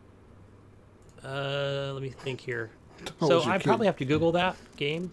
Like 2012, I would say 2011. Probably, jeez. So yeah, watching him, like you move up this like, I want to call it like a, this platforming pyramid cubert thing, but it's just more of a bizarre Japanese game. And, watching him do that just quickly I was like, whoa, like I never even thought like to do that, where I'm like, okay, I know he's smarter and he's a better gamer than me at this point, so. So what would he have been like 8 or 8, 7? Jeez. That's weird. My daughter is not a better gamer than me. I would say she's a better mobile gamer than I am. She can definitely play the mobile games better than I can. But I think that's just because she's been raised with touchscreens her whole life. She knows no different. You know what I mean? Right. Yeah, and I know even my child here, I'm trying to think of what game he was playing. It wasn't Plants vs. Zombies because he knows I like that mobile game a lot. It might have been something in that same genre where he's like, oh, you download this other thing and you generate coins and you get free stuff. You don't have to buy the loot box or the microtransactions. Like how'd you figure that out? Like he's probably watched a lot of YouTube videos on how to do it. Yeah. Without paying $1. But as far as generally better than me in gaming, I don't think my kid is better than me in gaming. I could probably still beat her at Mario Kart and everything else. Oh yeah, that's right. See, I can beat my kid in any racing game. Yeah, he doesn't play those. Whoop my kid's ass. I mean, come on, like what the fuck? I might let her win to make her feel better, but I'm not gonna like fucking lose to her on purpose. Unless I like feel like being nice, Yeah. You know what I mean. Yeah, and if anything, if I'm gonna play anything with my son, it's like we're just gonna be definitely playing a co-op game. Oh yeah, we play shit like it's funny because she's really gotten into Spider-Man, like the PS4 game. She's really into that game. I don't know what the fuck happened, but she really likes Spider-Man on the PS4. I don't know if it's the fighting, the superhero aspect of it, or she knows who Spider-Man is. I don't know what it is, but she really likes that game. Anyways. Yeah. That's funny because I was watching Twitch today and the father was letting his gosh, he must have been at least 6 or 7 and he was playing it. Spider-Man? Yeah, on PlayStation. Yep. All right. Yeah, it's a good game. It's actually, I wouldn't say it's a kid game for sure. Like there's nothing really crazy about it. Like there's people with guns, but like you never see like any blood or anything. You know what I mean? Yeah, like I even noticed today while as the kid was playing it and I'm trying not to watch too much of it, so when I do go to play it, where Spider-Man goes up to do this kick, like when he kicks the enemy, it's not like you see his foot connecting with the face and the jaw moving. It's like an action movie, like a superhero movie almost kick. You know what I mean? Like the dude flies up in the air, you kick him. It's like it's a superhero-y fucking thing. For sure, it's not violent. We're talking scrapes and bruises here, right? A Marvel. Yeah. The one I like to play with my son is Heavy Weapon, and that was back on 360 where you can play co-op. Matter of fact, we still do it because I have that 360 hooked up, so we do co-op that in the living room. Nice. Yeah, just it's a lot of fun. All right, what do we got for our next question here? Excuse me. Let's see, another one from Brian. He wants to know, does the Mayo go to the Science Center in Columbus, Ohio? There's no science. There's no science in Columbus. They have science there. It's called COSI, COSI. I think Mayo Googled this before he left. He probably fucking Googled, what's the most sciencey thing? The most sciencey thing in Ohio? This COSI shit. You know what, Mayo? It seems like everything is in Columbus. What's in Akron? I want to know where. What's in your town, Mayo? Does Mayo live in that fucking town, Columbus? He must live near there. He probably lives in Cornville, the corn town next to Columbus. Cozy is a science museum's research center located in Columbus, Ohio, in the United States. Originally opened in 1964, Cozy was located to a 320 square foot state-of-the-art facility designed by Japanese architect Arata Izuzaki along a bend in the Scioto River in the Franklinton neighborhood in 1999. So they do have. So science. this is like OMSI. Even... Like in Portland, we have the OMSI Museum, which is like a fucking OMSI. You know what OMSI is, right, Gunny? Yeah, I'm trying to think of the one we have here in San Francisco. What do you have there? What the fuck you have there? Oh, the name will come to me. It's over.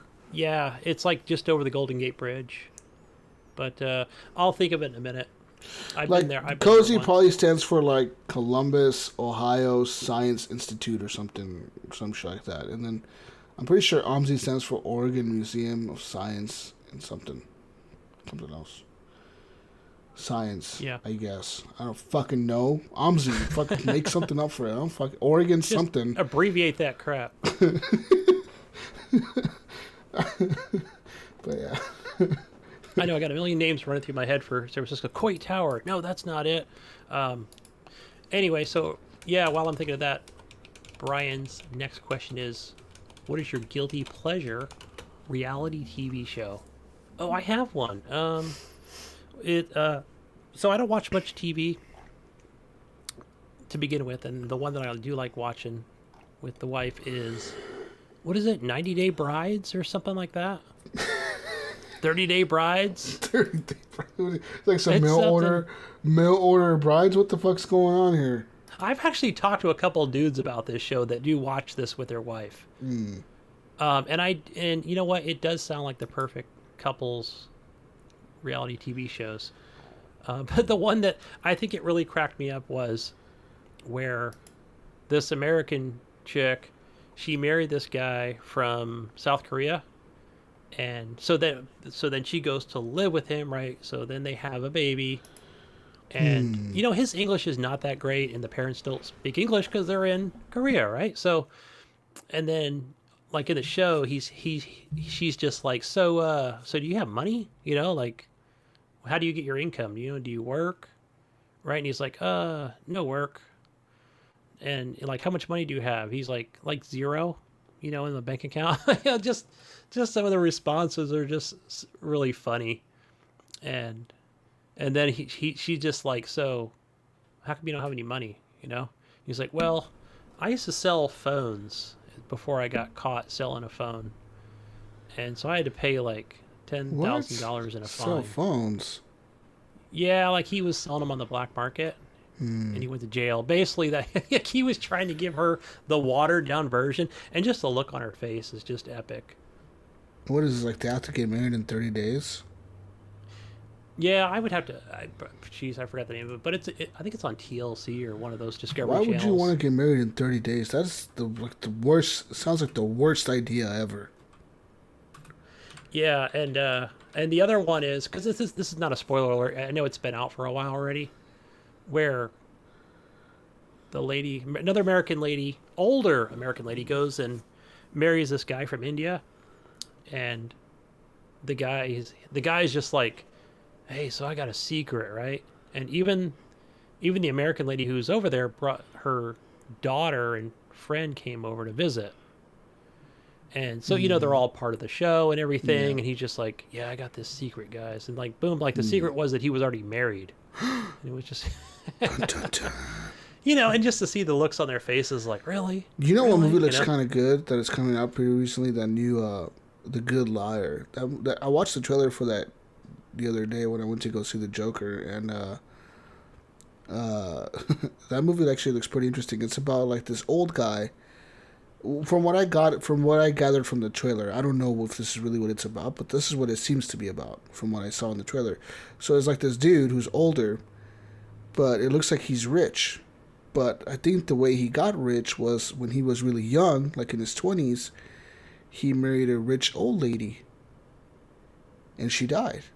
So he got her inheritance because he was married to her. And then guess what he did after that? He married another rich old lady. And guess what happened to her? She died too. So he got her money. So like apparently his whole life, he's all the way he's been like getting through life as a rich person. He's been like this rich person his whole life. It's because he's marrying older ladies that have wealth, and then they die, or he kills them, I think. Right. And he gets the money.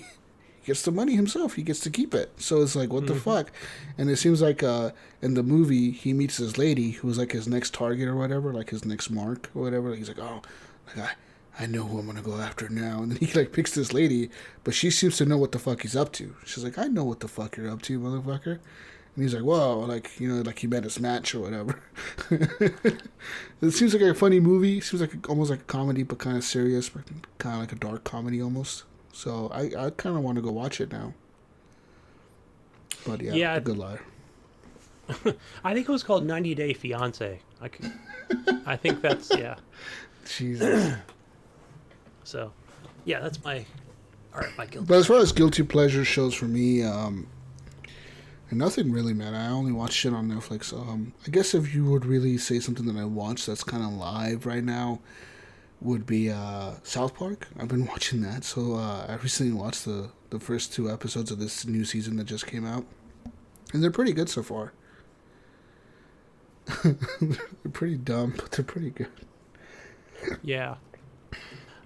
Just to sidetrack, did you, for Rick and Morty, have you watched? I know that season 2 is probably completely out now.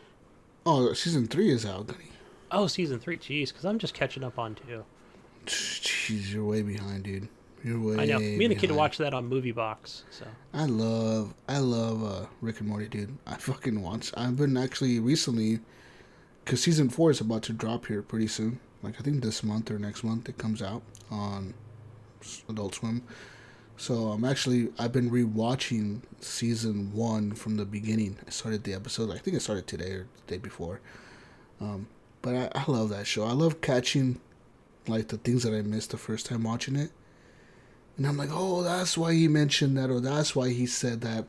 Like, I don't know if people realize it, but like they go to a completely new Earth and they just like take over like these bodies of like the spots of Rick and Morty in like this new universe, this new timeline, because they fuck up their own timeline. Remember that? yeah. Because of the squirrels or whatever, or like I don't know what it was. They did something in their timeline where they fucked up their timeline. They made everybody into mutants or some shit. So they're just like, fuck it, this timeline is fucked. We fucked this up. Let's go to the other timeline. And then they just kill the Rick and Morty from the other timeline and they bury them in the backyard. And like, it's kind of weird because like all the summer, the mom and the dad, they like don't realize that this Rick and Morty are new, and they just like, they're living their normal lives. And like Rick and Morty, especially Morty, is all fucked up in the head. You could tell like he's really fucked up by it. You know what I mean? Like he's like traumatized by it or whatever. Yes. But it's like Rick is just like whatever. Like he's done this before almost. You know, like it's like he's totally unfazed. I mean, the only thing like with him is, and what it might throw people off is where he's like he'll burp up something green every episode. You know, every couple times, and people are probably thinking, "What the hell's going on?" You know, he's a funny dude, but I mean. Yeah, like I thought that was pretty interesting how like Morty was like all terrified about like going to this new timeline, leaving his family behind on that fucked up planet, and like killing himself. He killed himself, and then he's replacing that himself in this new timeline. And Rick is just like, whatever, dude. Like, fucking help me bury these motherfuckers. Like, hurry up. Yeah. Like, Morty's all fucked up. Like, oh, jeez. Like, what the fuck? What are we doing? And Rick is just like, fuck it. I don't care. Just hurry up, Morty. What the fuck are you doing, dude? Yeah. I love Rick Snap and out Morty, of it, man. kid. Yeah. And then I love their episode when they the big heads come from another galaxy or whatever, and they're like, we pick Earth and like these 6 other planets, and they're part of like a TV show in space. It's like, whoever doesn't win, your planet gets destroyed. You got to make a song. That shit was wild. I fucking love that song. I like where that episode where they go to Purge. Oh they yeah, they go to the Purge planet with the girl. Yeah. She steals her fucking car. And Rick is like, "You happy now, Morty? We're gonna have to fucking purge. He's so fucking pulling out his guns. And Morty just goes Rambo on everybody. It was funny. This is your fucking fault, Morty. You wanted to save that fucking girl. He's so fucking... Now she stole her car. It's fucking awesome. That show is so good, dude. They could do... The cool thing about that show is that they can literally do anything and they can explain it.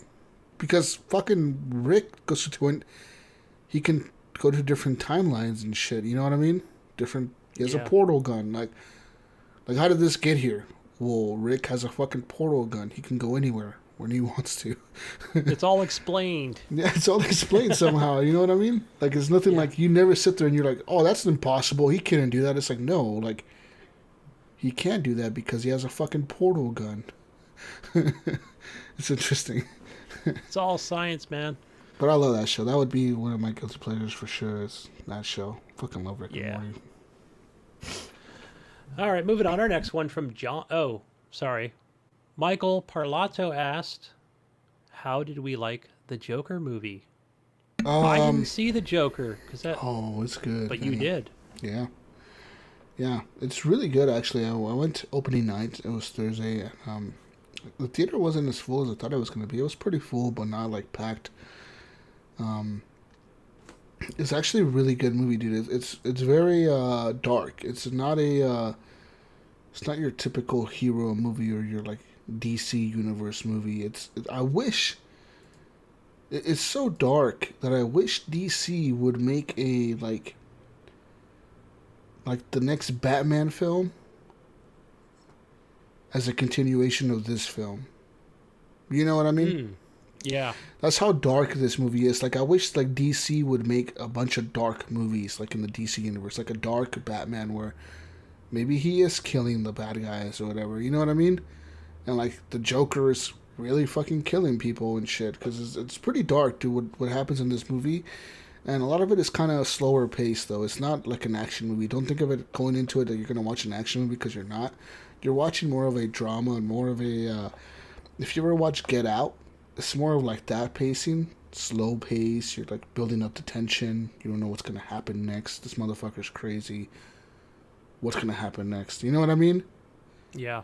Like that type of tension. If you ever watch Midsommar, I watched Midsommar this a few months ago or a month ago or something.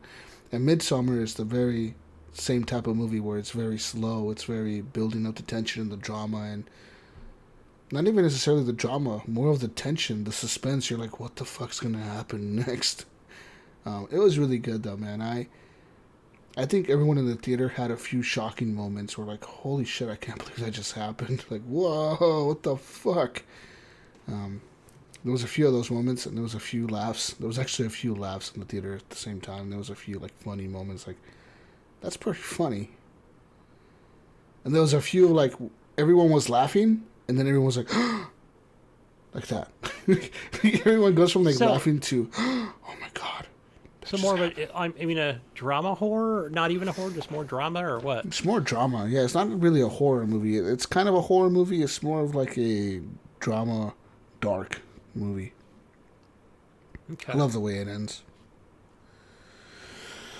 Awesome, it ends with a very satisfying ending that makes me wish Joaquin Phoenix did the next Joker movie, which I don't know if they already said that he's not going to do the next Joker movie. Like, this is the only one they're doing off of him. They usually sign deals, right, for even which the next I think one. is a fucking mistake, because he's a really good Joker, dude. He's probably the best Joker that I've ever seen, honestly. He's really fucking good at that Joker. Like, he pulls it off. I think, in general, Joaquin Phoenix is kind of crazy. I think that's his thing. Yeah. He's a great actor. He's been around for a long time. He pulls it off really good. He pulls it off really fucking good in this movie, dude. Like, he really... You think to yourself, like, this guy is really nuts. Like, this motherfucker is crazy. Who was the last greatest Joker? Was his name Shane? No, it wasn't the dude who played in The Dark Knight. Yeah, I totally forgot his name. Fucking it's been Heath so long. Ledger. He's Keith Ledger, thank you. Yeah. Yeah, Heath Ledger. He was pretty he died, right? Didn't he die pretty shortly before the movie came out or something? Yeah, he did. I forgot how he passed away. Didn't he overdose or some shit like that? Or committed totally suicide? Forgot how it even I happened. think it was overdose. Overdose or suicide. Wow. But yeah, he was a pretty good Joker too, but I think that Joaquin Phoenix steps it up and actually does a better Joker than him. Nice. Good deal. I look forward to seeing that hopefully next weekend or so. Yeah. But I know that you said, this is not so much of a kid's movie. I probably shouldn't take him. Definitely not. I would not suggest taking any kid that's under the age of like 15 to watch this movie. 14, maybe 14, Mm-hmm. pushing it. Definitely not a kid's movie. Not at all. This is an adult DC movie, I would say. There's no sex in it or nothing like that. That's not what I'm saying. What I'm saying is it's very dark. It deals with a lot of mental issues and shit. Yeah. And, speaking of that, I even seen, it was ADO Radio. Yeah. Chris, he had even posted on Twitter that AMC Theaters was not allowing single patrons to enter the movie theater. As in, like, people that just walk in, get a ticket, and go see the movie. Really? And I asked him, like, is it a joke? And he goes, no, it's not a joke. They're serious about it. Just for people's safety. They're worried about a shooting or something like that. I would, like, you know what I mean? Like a shooter would walk in by himself to do a shooting. Right, by himself, yeah. Yeah. That's what I figured. So. Because I think the FBI found something on the dark web or something where people were talking about committing shootings at theaters because of this movie. I think that maybe they did see that, but maybe people were just maybe the FBI did stop something by putting that on the news. You know what I mean? It gave like those people that were planning this stuff, and maybe it gave them pause. Like, holy shit, we've been discovered. They've been tracking us this whole time. They know what we're doing. You know what I mean? Or I wonder if like it was just bullshit, like hype the movie up. Which I don't know how they could pull that off to hype up the movie. You know what I mean? Yeah, I guess it just wasn't AMC, but there were a few others that had there was criminal definitely threats, like you said, and actually closed and were like, "No, we're not open for business." There was a theater here in Oregon that the police showed up to the theater because it was fucking like a threat of it. So like the police like surrounded the fucking theater and like if you were gonna go watch the movie, they fucking patted your ass down. They're like, "Hey, motherfucker, you want to watch this?" Patting your fucking ass down real quick. Yeah, so it's probably been what? Probably I'm gonna go back 20 years ago. I was doing armed security at a movie theater, but this Really? was in a dangerous At town, a movie theater? Yeah, at AMC Theater. Me and another guy. Armed security at a movie theater? That's fucking bizarre. As a matter of fact, yeah, no, seriously. So this is in Vallejo, California. So you can Google that. And so our uniforms, I looked exactly like a police officer. We were made to look exactly like police officers. We were made, it was all by design so that we don't call the police. We handle things ourselves. Handcuffs, you name it. I was all licensed and everything. So, and no, I would go out, and even if I walked out to the parking lot, people would scatter, holy crap, the cops are here, Yeah. So yeah, it was just to, keep the peace, man. So it was dangerous. Weird. Yeah, me and another armed security guard. Yeah, so that was then, and we continue now to hopefully nobody gets hurt. Nothing crazy happens. But moving on to our next question from John Jerome. What games would you recommend your kids play that meant the most to you as a young gamer? What game meant the most to you as a young gamer that you would recommend to your kid? I would think, jeez.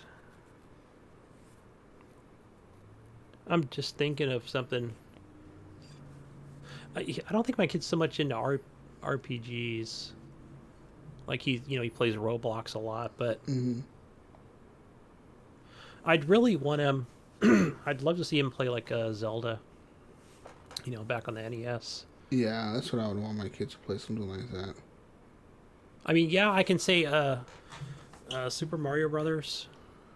Not really. I mean, I love that game too, but I'm just thinking of something that's just more Like deeper. to me, that game was like magical. You know, at the time, like, oh my Yeah. gosh, what am I playing? This is amazing. I mean, it's something now. I don't know what it would be now, man, because I don't know what my kid is really into or not. You know what I mean? She's weird. She changes what she's into like every fucking week, dude. She's going through those ages, you know, and she's 8 years old. So every week something else is cool. You know? Right. Actually, yesterday we ended up watching Detective Pikachu, and that movie's actually pretty fucking good, dude. If you haven't watched Detective Pikachu, watch it. I mean, if you ever liked Pokemon at all, like I liked Pokemon when I was a kid. I was like 9 or 8 or 10. I really liked it a lot. And it was just really cool seeing like Pokemon walking around with people. You're like, holy shit! Like they have every Pokemon in this movie. It's pretty fucking cool. Even my daughter, she's not into Pokemon at all. But she somehow knows Pokemon names. I don't know how. I guess that's how popular Pokemon is. I guess that's how it goes to show like how much power Pokemon has even nowadays, because a little girl that doesn't play Pokemon knows Pokemon's names. Think about that. So she knew exactly who Pikachu was. She like knew him right away. She's like, "Whoa, there's Pikachu!" When Pikachu showed up, she's like, "Oh my god, Pikachu! He's so cute! I want to hug him." What the fuck? And I thought it was kind of weird, but I'm like, Yeah, okay. she's probably watching the cartoons. She's got And it on then, her mobile phone. And then she knew who fuck was what? She knew who Squirtle was. She knew who Charizard was, the big fire Pokemon Charizard. You just named the 3 that I know. Charmander. So she knew who Charmander was. She knew who what's the other one she fucking knew? She knew this other one. Eevee. The fucking Eevee. She knew who Eevee was. She's like, "That's Eevee." I was like, "Yeah." She's like, "Oh my gosh, she's so cute." I'm like, "What the fuck?" I was like, "How the fuck do you know these Pokemon names? You've never played Pokemon in your fucking life. What the fuck's going on right now?" But yeah, she was really into it. So I was like, "Well, I guess." Awesome, man. I don't know what I would want her to play, man. To be honest, I have no idea. I mean, I can't say like most of the games I play because they're all fucking adult games mostly, or mature games, I guess. But yeah. Yeah, I mean, we played a lot of Roblox together, but I guess Minecraft, but she is into Minecraft already, so I don't know what the fuck else I would want her to play. Yeah. Fun times. Right. I got another question for you, Gunny. We've got questions here from Facebook, actually. I see another one from Brian and. So yeah, got more questions here. So one of them from Brian is: you guys were talking last week about games that you seen play on the news on the newest console that shocked you to think it looks bad, but at the time was amazing. What games have you went back to play that was a turnoff because of the bad graphics? So this happens to me quite a bit. I think about a game that I played in the past, and I'm like, "Oh, that game was so good." Yeah, there's. Hey, and that's a good one for me, right? Because I have the Xbox 360 hooked up. Yeah. But it's not like I'm playing a lot of games on there. I know that. You know what game I thought was kind of a letdown? Kane and Lynch.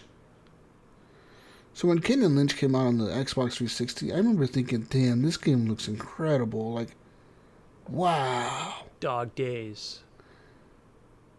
And me and Eric Smith played it in co-op, and I thought to myself, I remember like, that. it looks playable, but it's not the greatest looking game. Same with Battlefield 3. Battlefield 3 came out on 360. I played the fuck out of Battlefield 3. And I thought, holy shit, this game looks amazing. Playing it again on PC, I was like, this game does not look amazing. Even on PC, like, this game does not look amazing. What the fuck was I thinking? So I don't know. Those are 2 examples for me. Yeah, and probably one for me was, I talked about it last week, was playing Rainbow Six Vegas 2 because I had the Uplay Plus pass. Uplay Plus, and I was like, whoa, like playing that on PC and high frame rates, you know, but it's like the graphics were so crummy and the terrorists were just Oh, they were just awful looking. Like, just Yeah. no character to them.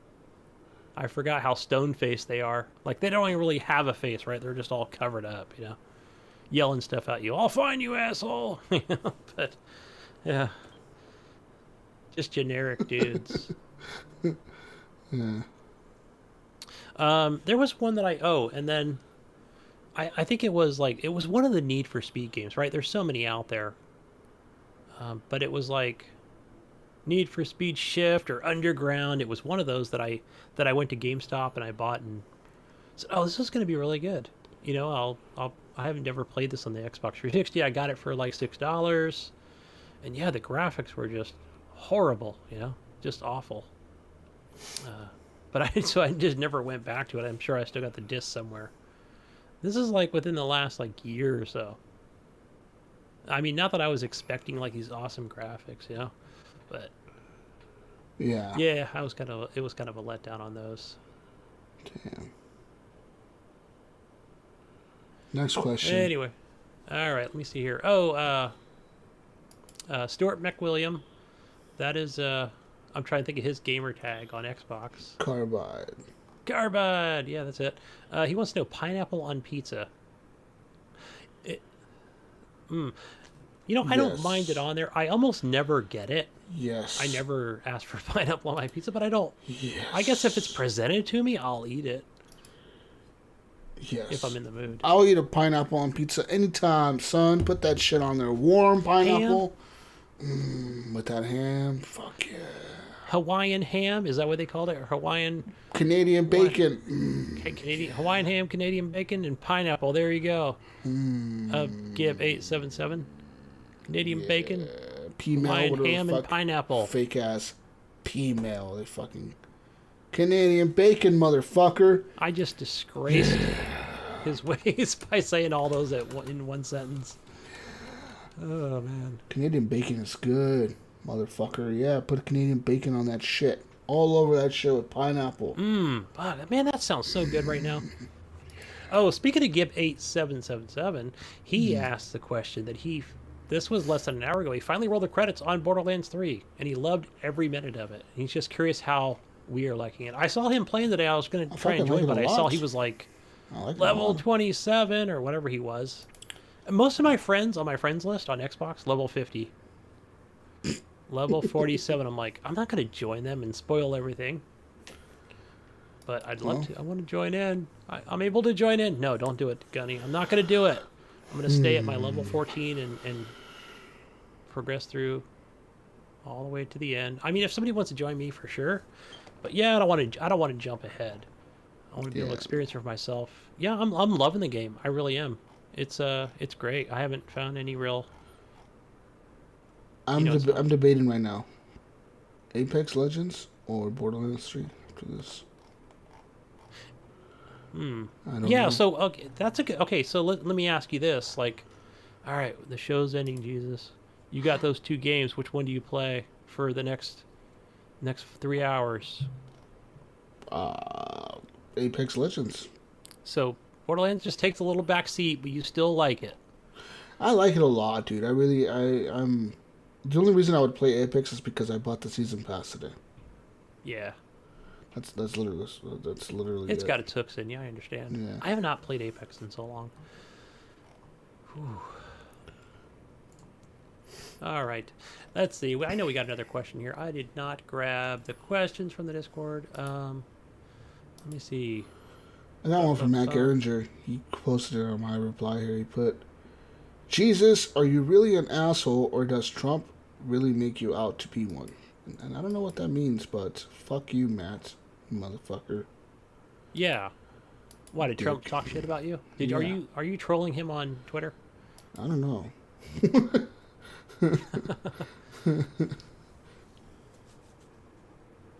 All right. Oh, what do we got here for Discord? We've got one from Cadillacs. He wants to know, with all these subs, all these subscriptions that we make, when will it be cheaper to go back to cable TV? Will they ever include a game service? Speaking of subs, my brother recently, I kind of gave him some shit about it the other day.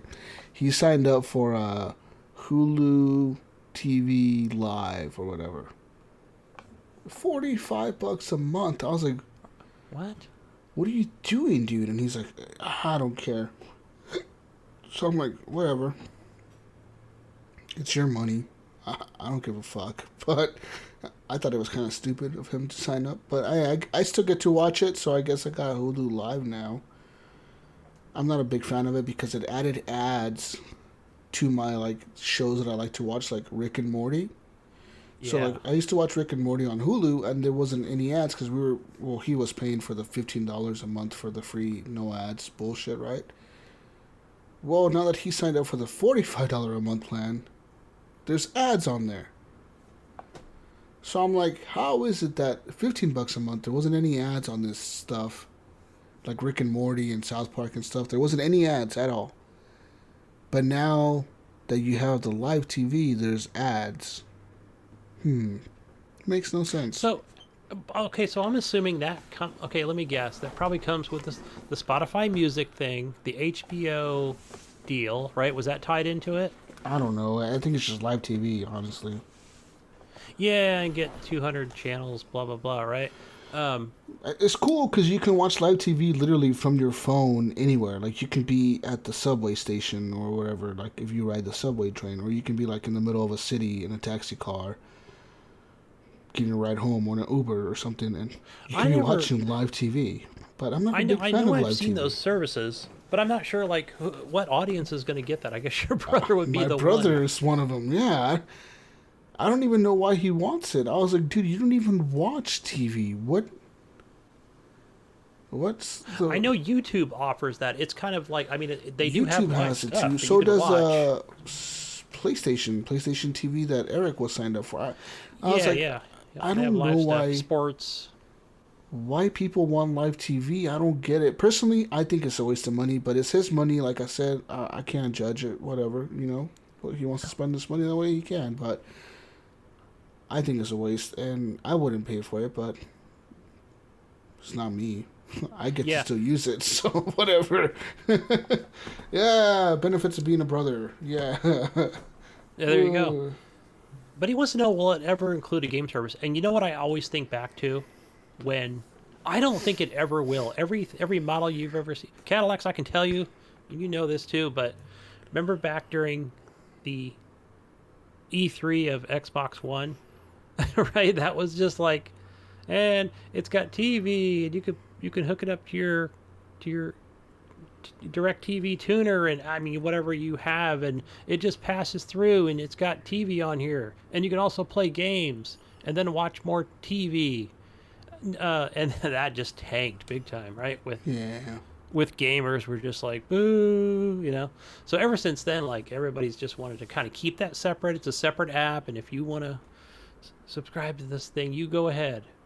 It's never like pushed in your face. Because I would like just look at Apple. Like, their Apple TV thing is totally separate from their games thing. You know, they want to keep those separate. Like, I was thinking, like, is it Tim Cook, right? That's the guy. I thought he was going to announce a deal. $10, watch everything, and play everything. But no, it's just going to be kept separate. It's always going to be separate. Yeah. Yeah, it'd always be a separate model on there, for sure.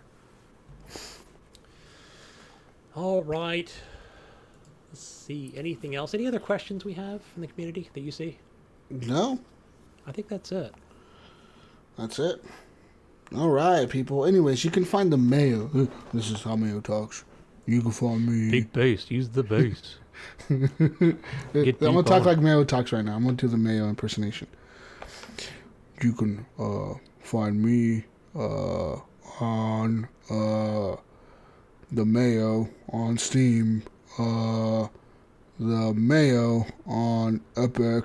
Nope, that's the Mayo 1. The Mayo 1 on Epic.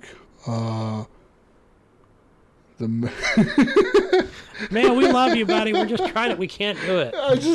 Fuck you, Mayo. Fuck you, Mayo. And then he wants to turn his volume up all the time. Like, Jesus, you sound louder than me, Jesus. Like, fuck you, Mayo. You sound loud enough. I would turn myself up a little bit. Don't turn yourself up. No, Stop no, turning don't press yourself that up, button. Mayo. Fucking turn you down, motherfucker, you. We love you, Mayo. Go find the Mayo on everything, people. Find him. And he's playing My Name is Mayo, by the way. And he is playing My Name is Mayo on Steam. Go bug him about that. What the fuck's he doing playing that shit? Damn it. Anyways, where can we find you, Gunny? Hey, go find me on Xbox Live, on that Xbox Beta app, on that Windows 10 store, wherever you can add me on through the Xbox Gunny Chief. I'm also on the PlayStation, but I don't even think I turned it on this week. I just everything was on. No, I didn't have time. Everything was on Xbox playing Borderlands. Get The Last of Us. Start playing that. I know, but I'm gonna down. It's on now. I just got to turn my TV on and download it. Have you ever played The Maybe I'll Last just of play Us? MLB The Show because I haven't played it. I've play never against talked about a each other. baseball game. We should play against each other. Hey, you know what? Can I just talk about guilty pleasures here really quick? Because I mean, What? now we're What's just a it's guilty- confession time. Oh, shit. I saw was it Lego Worlds was one of the games you can download. I don't know, Games for Gold or something. yeah, No, it was in Game Pass. That's what it was. And I'm like, man, I kind of miss playing Lego games. And I remember watching one of our community members. I won't name him, Alan maybe. And he was playing that game back in the day. And I remember being jelly. I wanted to play it. Anyway. Yeah. So no place. Just add me on there. HGP space Gunny on the PlayStation. And there's a lot of yelling going on in the back, so I apologize. Add me on Steam. Someone's The mad. Gunny Gunny's Chief. about to get hit, guys. It's about to happen. He's about to get hit. My kid's getting yelled at over here. Oh, shit. Gunny's about to get hit with the side of the head right now. Oh boy, here we go. I'm gonna witness All this right. live. Anyways, people, you could find me on Xbox Live, Gamertag Jesus Walks on Steam, Jesus Walks on PlayStation Network, the letter G, SUS Walks and find me on your favorite podcast player, Stitcher. Use promo code HorribleGamers while signing up for a premium subscription. That's on Stitcher. So, yeah, head on over to Stitcher, people. Sign up. Podcasts. Use promo code HorribleGamers to get 1 month free when you sign up. Also, head over to Redbubble and search for Horrible Gamers Podcast in the search bar and purchase yourself a t-shirt, hoodie, clock, acrylic block so you can shoot at it. That's going to be my paperweight, actually. I need one in my truck to hold my paperwork down. A big block. Those are pretty, they look pretty big, Gunny. Those blocks look like, they're like probably like 12 by 12 or something. They're pretty fucking big. They're not like Well, little tiny you know blocks. what? If somebody really angers me and I need to roll the window down, Just hit him, throw that block at their car. bam! HGP, bitch. I want to see you throw the block at somebody's car. Oh, shit. So go on, people. Go and do all that good stuff. Anyways, Gunny, you have anything else left to say? Brush your controllers and go to bed. Brush your controllers and go to bed, as Gidget would say. Gunny, Peace out, Brussels sprouts. we'll catch you on the next week's edition of the Horrible Gamers Podcast. Hopefully the audio quality on this show is 100 times better, because we are paying 100 times more than we would normally pay. So, yeah, hopefully it's better. Anyways, what do you want to talk about now, Gunny? We're still in the outro. What do you want to do now? Oh yeah, I know. It's funny hearing the music, and I don't hear the see music? you anymore, but I hear the music now, which hear is the kind of music? cool. Outtakes. Here we go. I want to say, first off, a big, giant fuck you to Alan Maybe. Fuck you, Alan. You suck. You suck at FIFA. You fucking Fail. suck at FIFA. And a big fuck you to John as well, just for being Alan's friend. And a big fuck you to Alan, because Alan would not challenge. He would not accept Don Don's challenge to FIFA. So I Ooh. got the stats here. Don Don beats Alan by quite a bit of wins. And I mean, it's just facts here that Bam, Alan. Cowards stay on the porch. Alan is just not doing it. You know what I mean? Look at these stats here. We're looking at the stats. Alan Hey, at has least Jonathan stepped up to the plate, Alan. Alan he stepped has up and Alan has 88 losses. Don has 26 losses. How about that? Alan has 50 wins and Don has 46, but Don only has 26 losses and Alan 88. Look at those losses. Wow. And Don has 13 draws. Alan has draw. He's got like a draw 39 times. That means he's not as good to beat the other guy 39 times. You know what I'm thinking, Alan? Wow. EA's going to send you a message on Xbox Live. Uninstall. Wow, Alan, you suck. Send him a message, people. Hashtag uninstall FIFA. Hashtag uninstall. Anyways, I forgot to bring those up last week and the week before. Thank you, Don. Love you, buddy. Thank you for giving me those stats. All jokes aside, we love the GFNG show. Yeah. Bye. Good night.